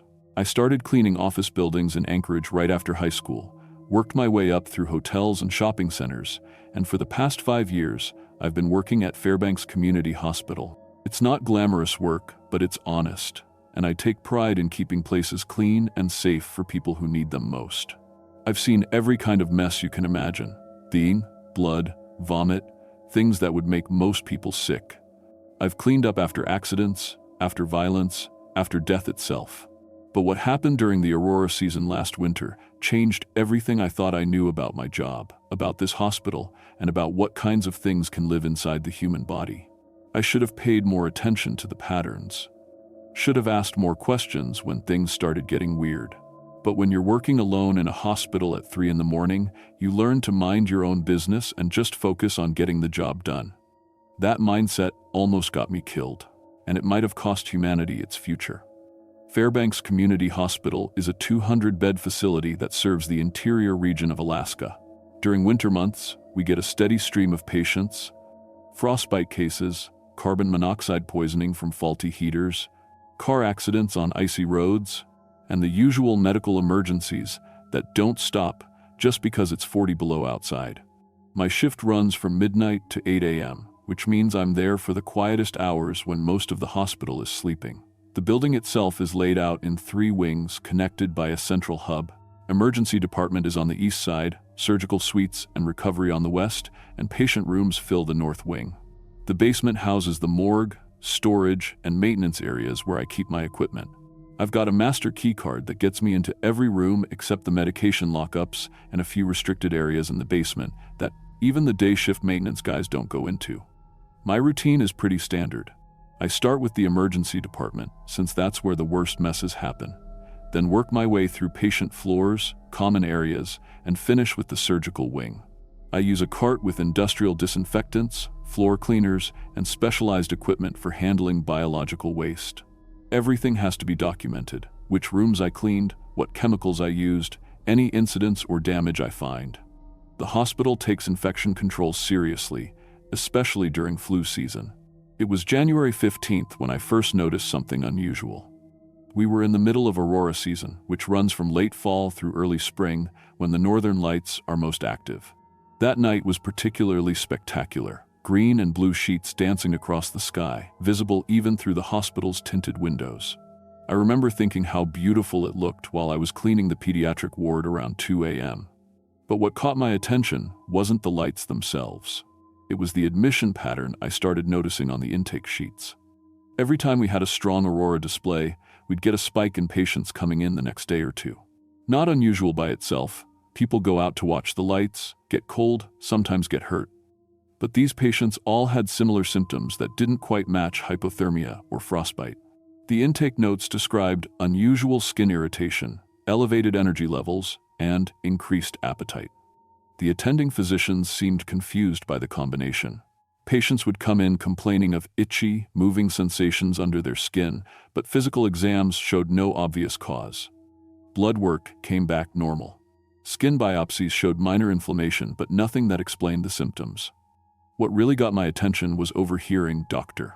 Reeves, one of the senior physicians, talking to a colleague about how these patients seemed almost too healthy despite their complaints. Their reflexes were faster than normal, their healing rates accelerated, their pain tolerance unusually high.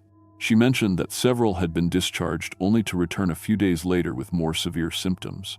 3 weeks into Aurora season, I was doing my usual rounds in the medical wing when I noticed something that made me stop and stare. I was cleaning room 314, where they'd discharged a patient earlier that day, a guy in his 30s who'd come in after watching the Aurora from his backyard. According to his chart, he'd complained about something crawling under his skin.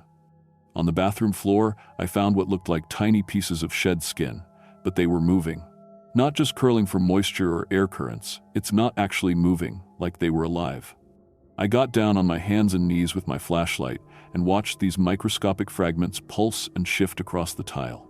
When I tried to pick one up with tweezers, it seemed to dissolve or burrow into my cleaning cloth. I thought maybe I was seeing things.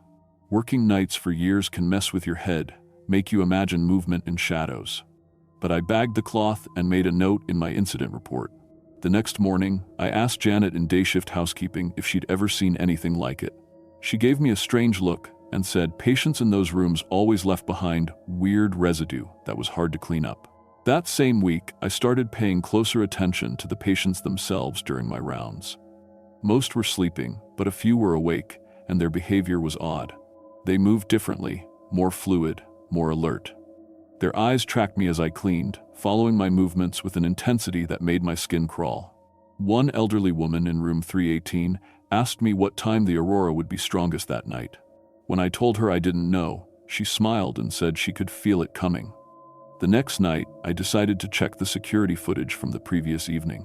I had access to the monitoring station in the basement for safety reasons. Protocol required someone to know where I was working in case of emergency. The cameras in room 318 showed that elderly woman getting out of bed at exactly 2:47 a.m. and standing at the window. But the way she moved wasn't right. She didn't shuffle or use the bed rails like most elderly patients. She moved like a much younger person, smooth and confident. But that wasn't the strangest part. On the footage, I could see her pressing her palms against the window glass, and the glass was fogging up not from her breath, but from her hands. Like her skin was generating heat or moisture that regular human skin doesn't produce. She stood there for almost an hour, completely still, just watching the sky. I started keeping a log of which patients exhibited unusual behavior and cross-referencing it with Aurora activity reports. The pattern was undeniable. Strong Aurora nights correlated with admissions of patients displaying these symptoms. But more disturbing was what happened to patients who'd been there for several days. Their medical charts showed impossible improvements. Broken bones healing faster than normal, chronic conditions stabilizing. But their behavior was becoming increasingly strange. They stopped complaining about pain, even from serious injuries. They requested raw meat from the kitchen instead of cooked meals. Several had been found wandering the halls at night, claiming they were looking for others. The nursing staff was starting to talk. I heard whispers about patients who seemed to know things they shouldn't know, like which nurses were working, which shifts, or details about other patients they'd never met. One nurse mentioned that several patients had asked specifically about me, wanting to know my schedule and which floors I cleaned. That's when I realized these patients weren't just sick. They were changing into something else. And whatever was causing the change was connected to those beautiful lights dancing across the Alaska sky. I decided to dig deeper into the hospital's records. During my break, I accessed the patient database using the terminal in the housekeeping office. I was looking for patterns going back further than just this Aurora season. What I found made my blood run cold. The symptoms I'd been observing weren't new. Going back 5 years, every Aurora season brought similar cases, but the hospital's response to them had been evolving. In earlier years, the notes were confused, uncertain. Doctors couldn't explain the symptoms and discharged patients when they seemed to improve.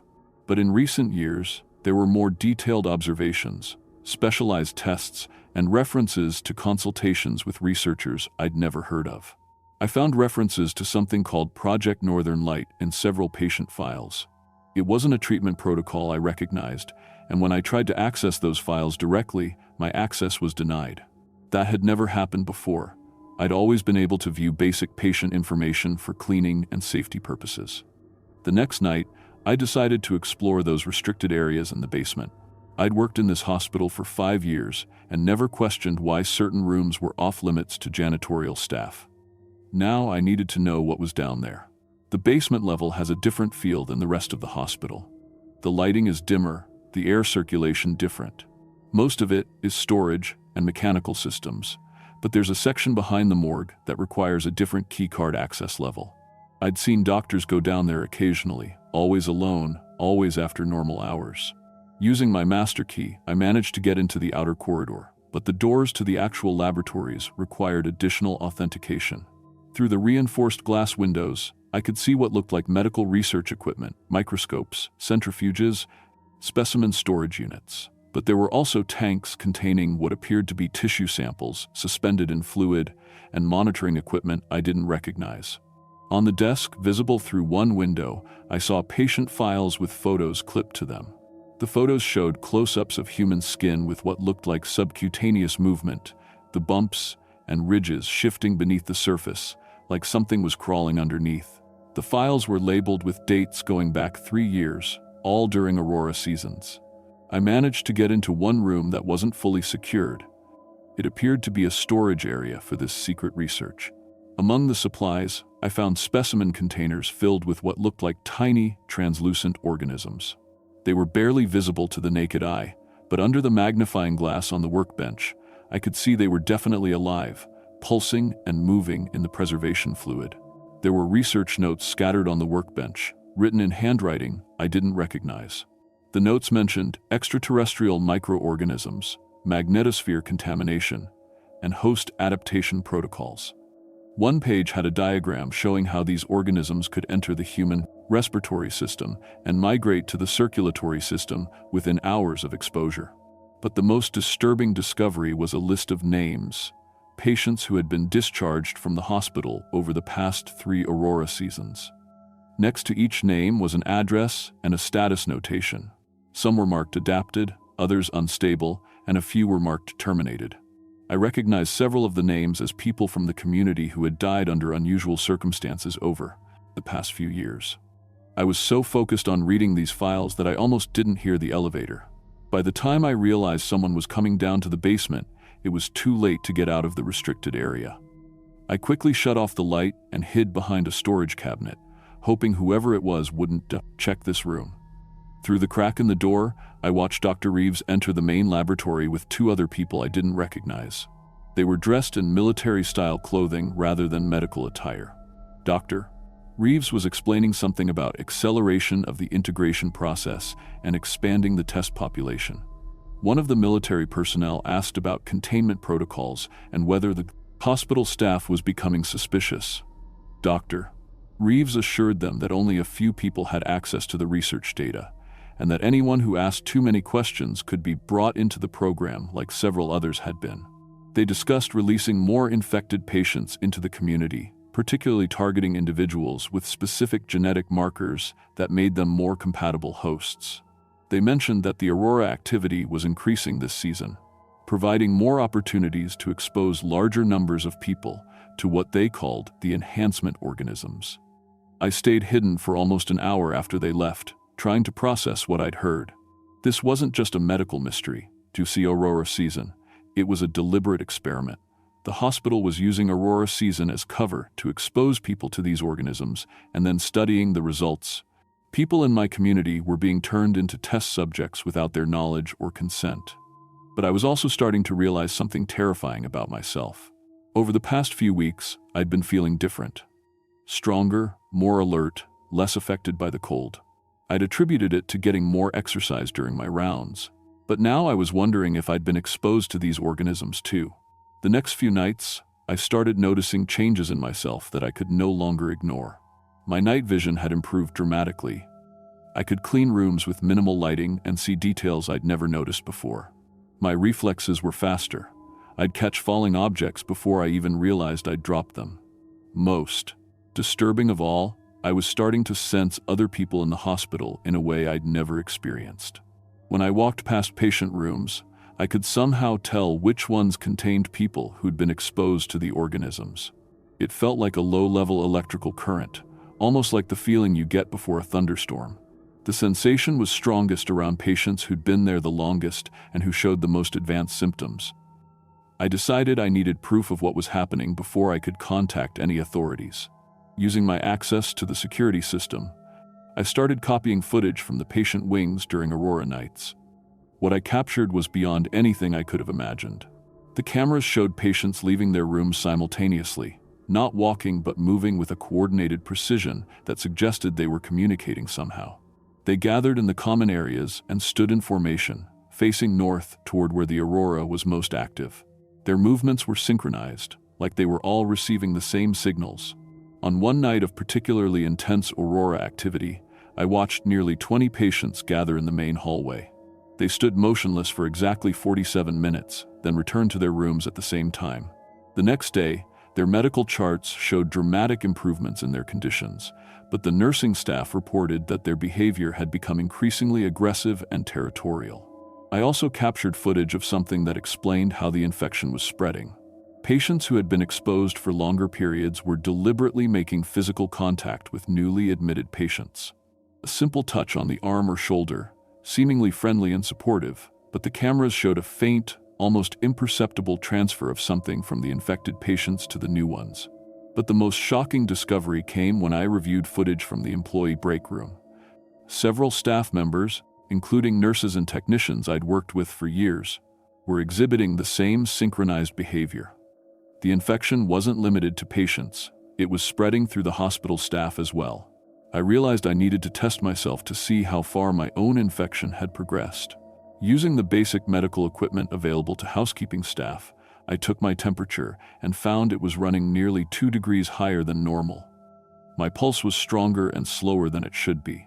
When I tested my reflexes using a pen light, my pupils dilated and contracted much faster than normal human response time. But the real test came when I deliberately stayed in the hospital during an Aurora display. As the lights intensified outside, I felt a pulling sensation unlike anything I'd ever experienced. It was like every cell in my body was responding to some external signal. I found myself walking toward the windows, and for several minutes, I lost conscious control of my movements. When I regained awareness, I was standing in the main hallway with 6 other people, 3 patients and 3 staff members. We were all facing the same direction, and I could sense their presence in my mind like voices just beyond the range of hearing. For those few minutes, I wasn't just Kevin Martinez, night janitor. I was part of something larger, connected to a collective consciousness that spanned far beyond the hospital. That's when I understood the true scope of what was happening. These organisms weren't just parasites causing random infections. They were building a network, connecting human minds and enhancing human capabilities for a purpose I was only beginning to comprehend. And I was becoming part of it whether I wanted to or not. The question was whether I had enough of my individual consciousness left to fight it, or if it was already too late to stop what I was becoming. I managed to break free from the collective influence that night, but it took every ounce of willpower I possessed.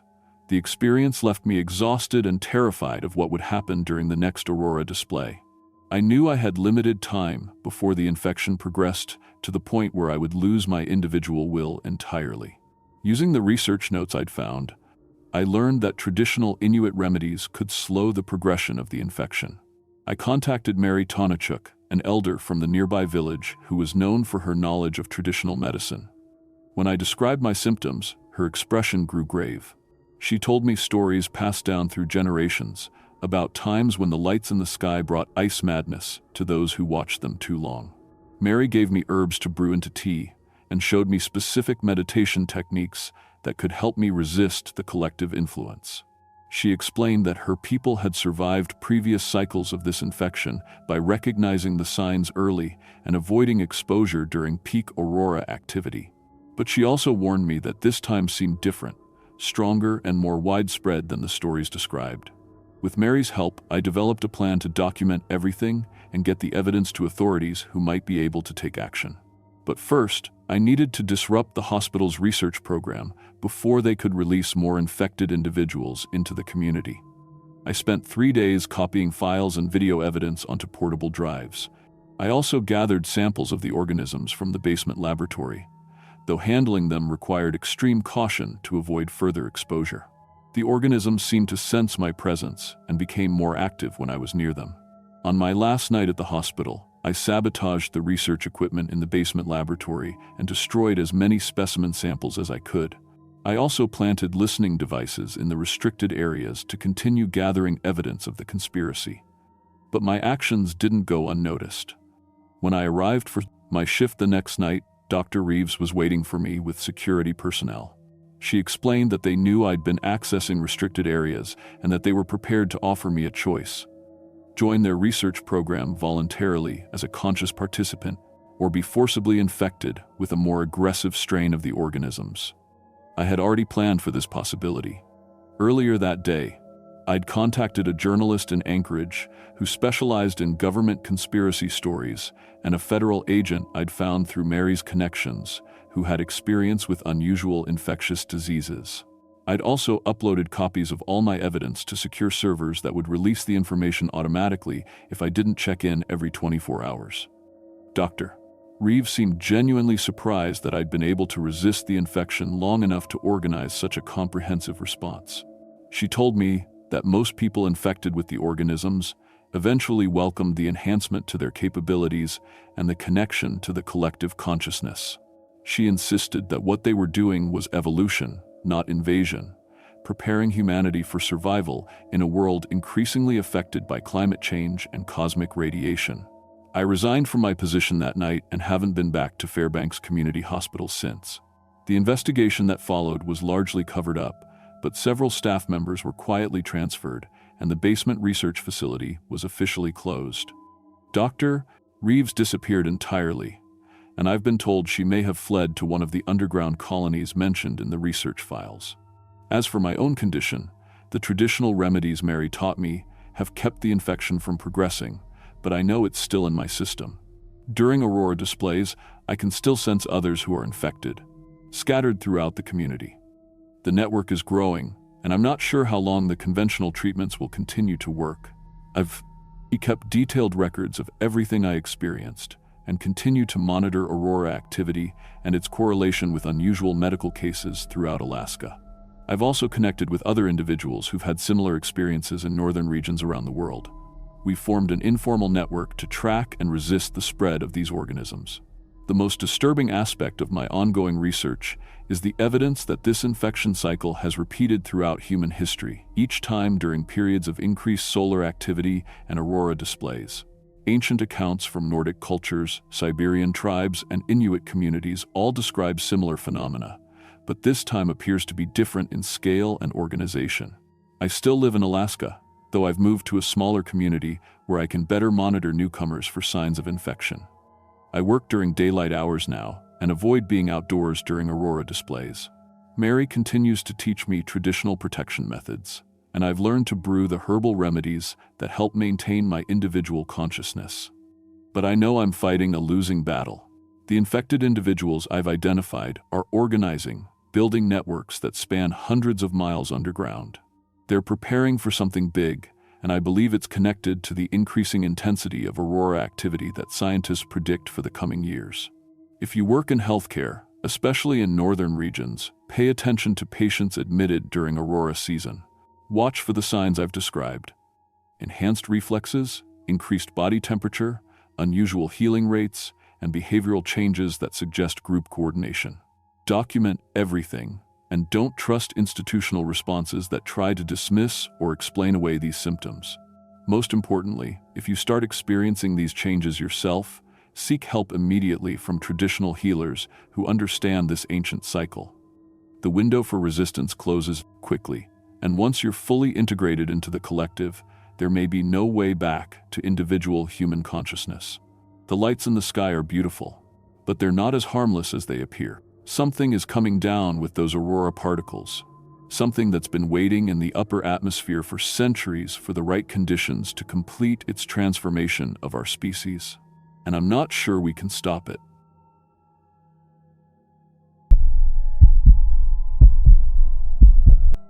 My name is Sarah Mitchell, and I've owned Aurora Grounds Coffee Shop in Nome, Alaska for 12 years. I moved here from Seattle after my divorce, looking for a fresh start in a place where nobody knew my story. Nome seemed perfect, a small town where I could serve coffee to Aurora tourists and the night shift workers from the mining operations. I've survived some of the harshest winters on Earth, dealt with drunk miners at 3 a.m, and even had a polar bear wander into my shop once. But what happened during the Aurora season last October changed everything I thought I knew about the world we live in. Alaska teaches you to be tough. You learn to fix your own generator when the power goes out, to keep your coffee hot when it's 40 below outside, and to read people fast when they've been drinking or working underground for weeks. I've handled crazy customers, equipment failures, and supply shortages that would shut down most businesses. My little shop sits on Front Street, right across from the seawall, and I've seen some strange things over the years. But nothing prepared me for what started visiting me when the northern lights got active. Aurora Grounds is a simple place. I've got 6 tables, a counter with bar stools, and an old espresso machine that sounds like a freight train but makes the best coffee north of Anchorage. The walls are covered with Aurora photos from customers, and I keep the place warm and bright during the long dark months. I open at 5 a.m. for the miners heading to work, and I close at 10 at night after the last Aurora tour bus drops off the tourists. It's a good life, predictable and honest. The building itself is old, built in the 1942 when Nome was booming with gold mining. The basement still has old mining equipment from the previous owner, and sometimes the pipes make noises that sound almost like voices. But I've gotten used to the quirks of the place. The lights flicker when the wind gets bad, and the Wi-Fi cuts out when there's heavy aurora activity overhead. That's just life in Alaska. My regular customers are mostly miners from the nearby operations, Coast Guard personnel, and the occasional scientists studying climate change or magnetic fields. During Aurora season, I get tourists from all over the world, Japanese photographers, European retirees, and young couples hoping to see the lights on their honeymoon. It's a mix that keeps things interesting, and I've learned to spot trouble before it starts.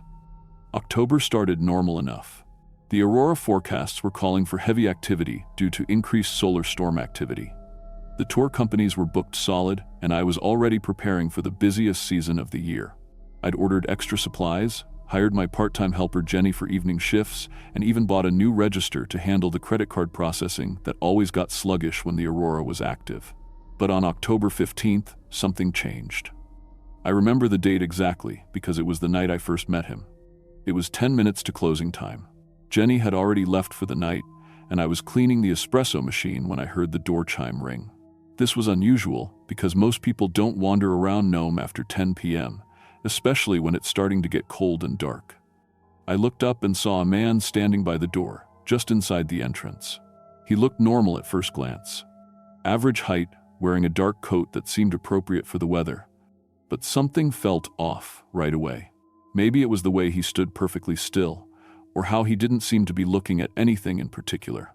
The overhead lights were making my eyes water, so I couldn't get a clear look at his face. "We're about to close," I called out, "but I can get you something quick if you need it." He walked to the counter without saying anything. His footsteps sounded wrong somehow, like they weren't quite in rhythm with how he was moving.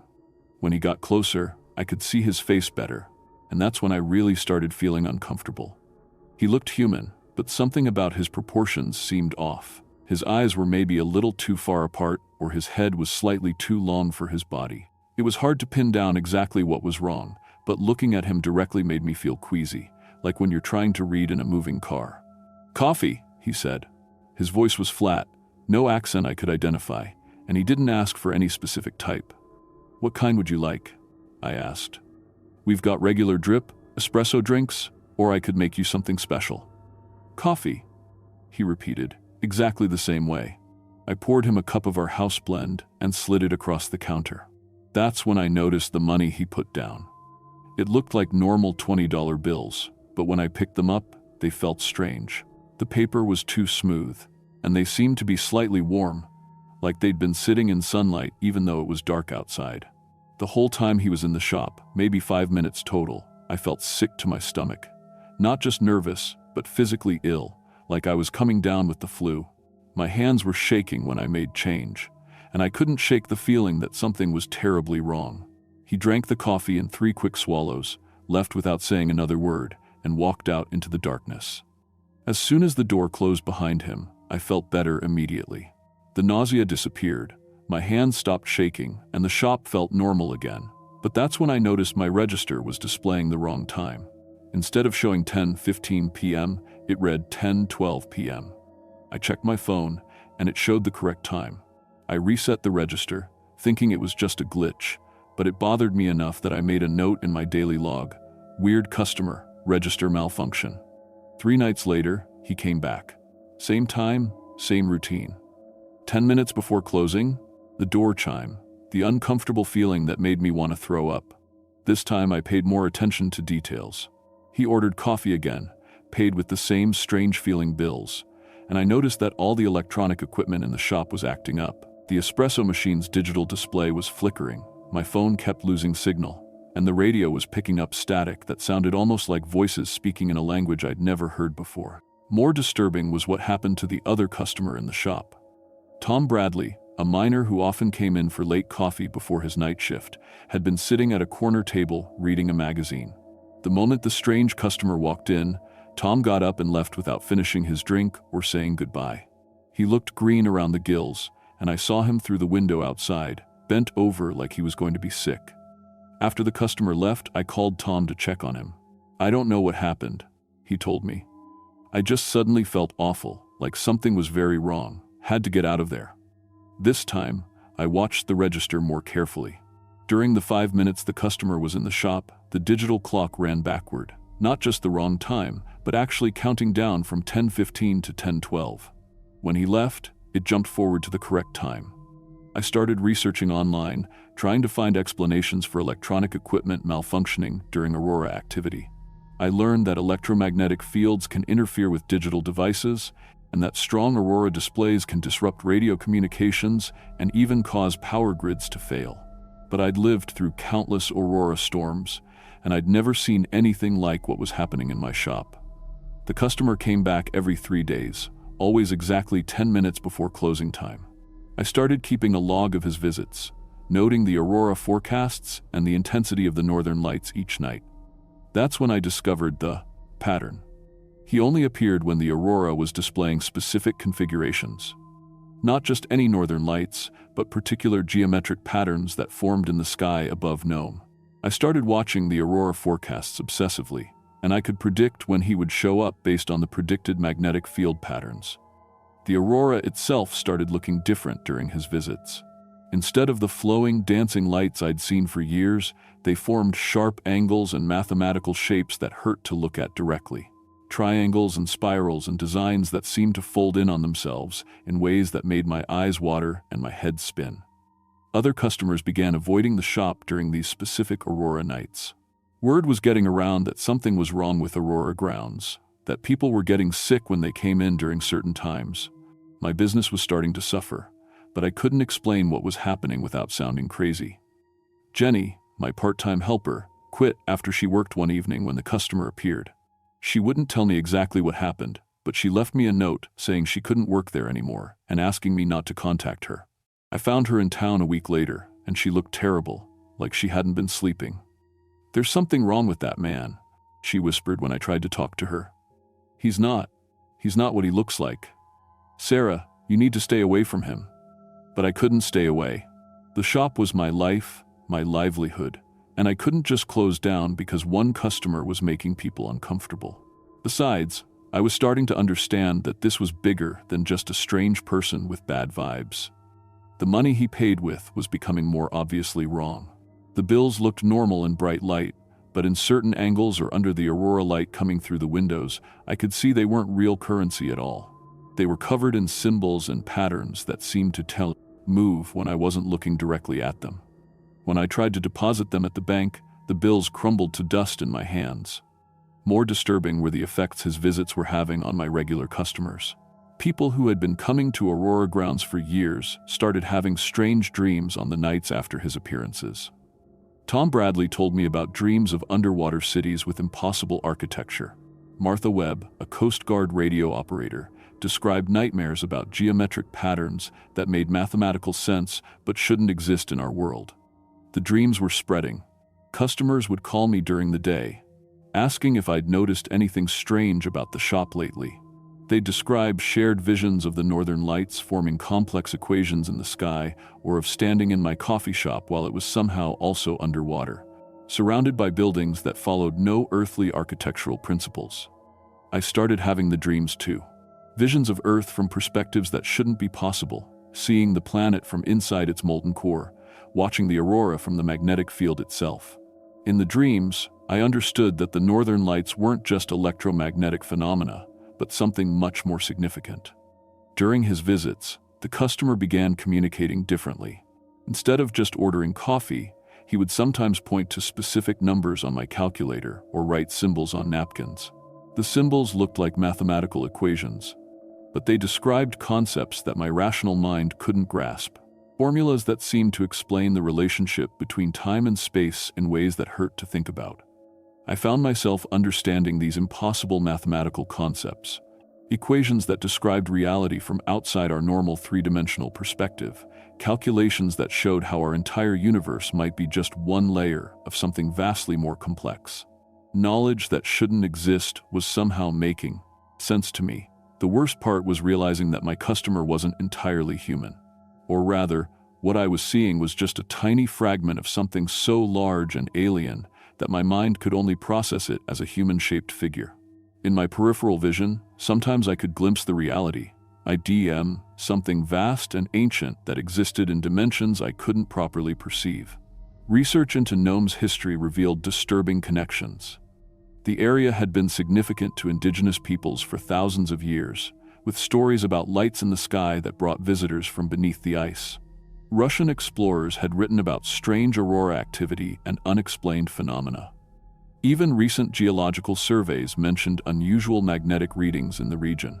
I discovered that the entity visiting my shop had been dormant beneath the Arctic ice for millions of years.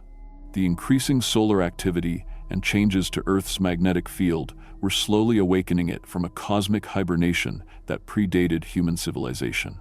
What I was experiencing was just the beginning of its return to consciousness. The aurora displays were intensifying, becoming more frequent and forming increasingly complex patterns. Scientists at the university were baffled by aurora activity that didn't match any known electromagnetic models.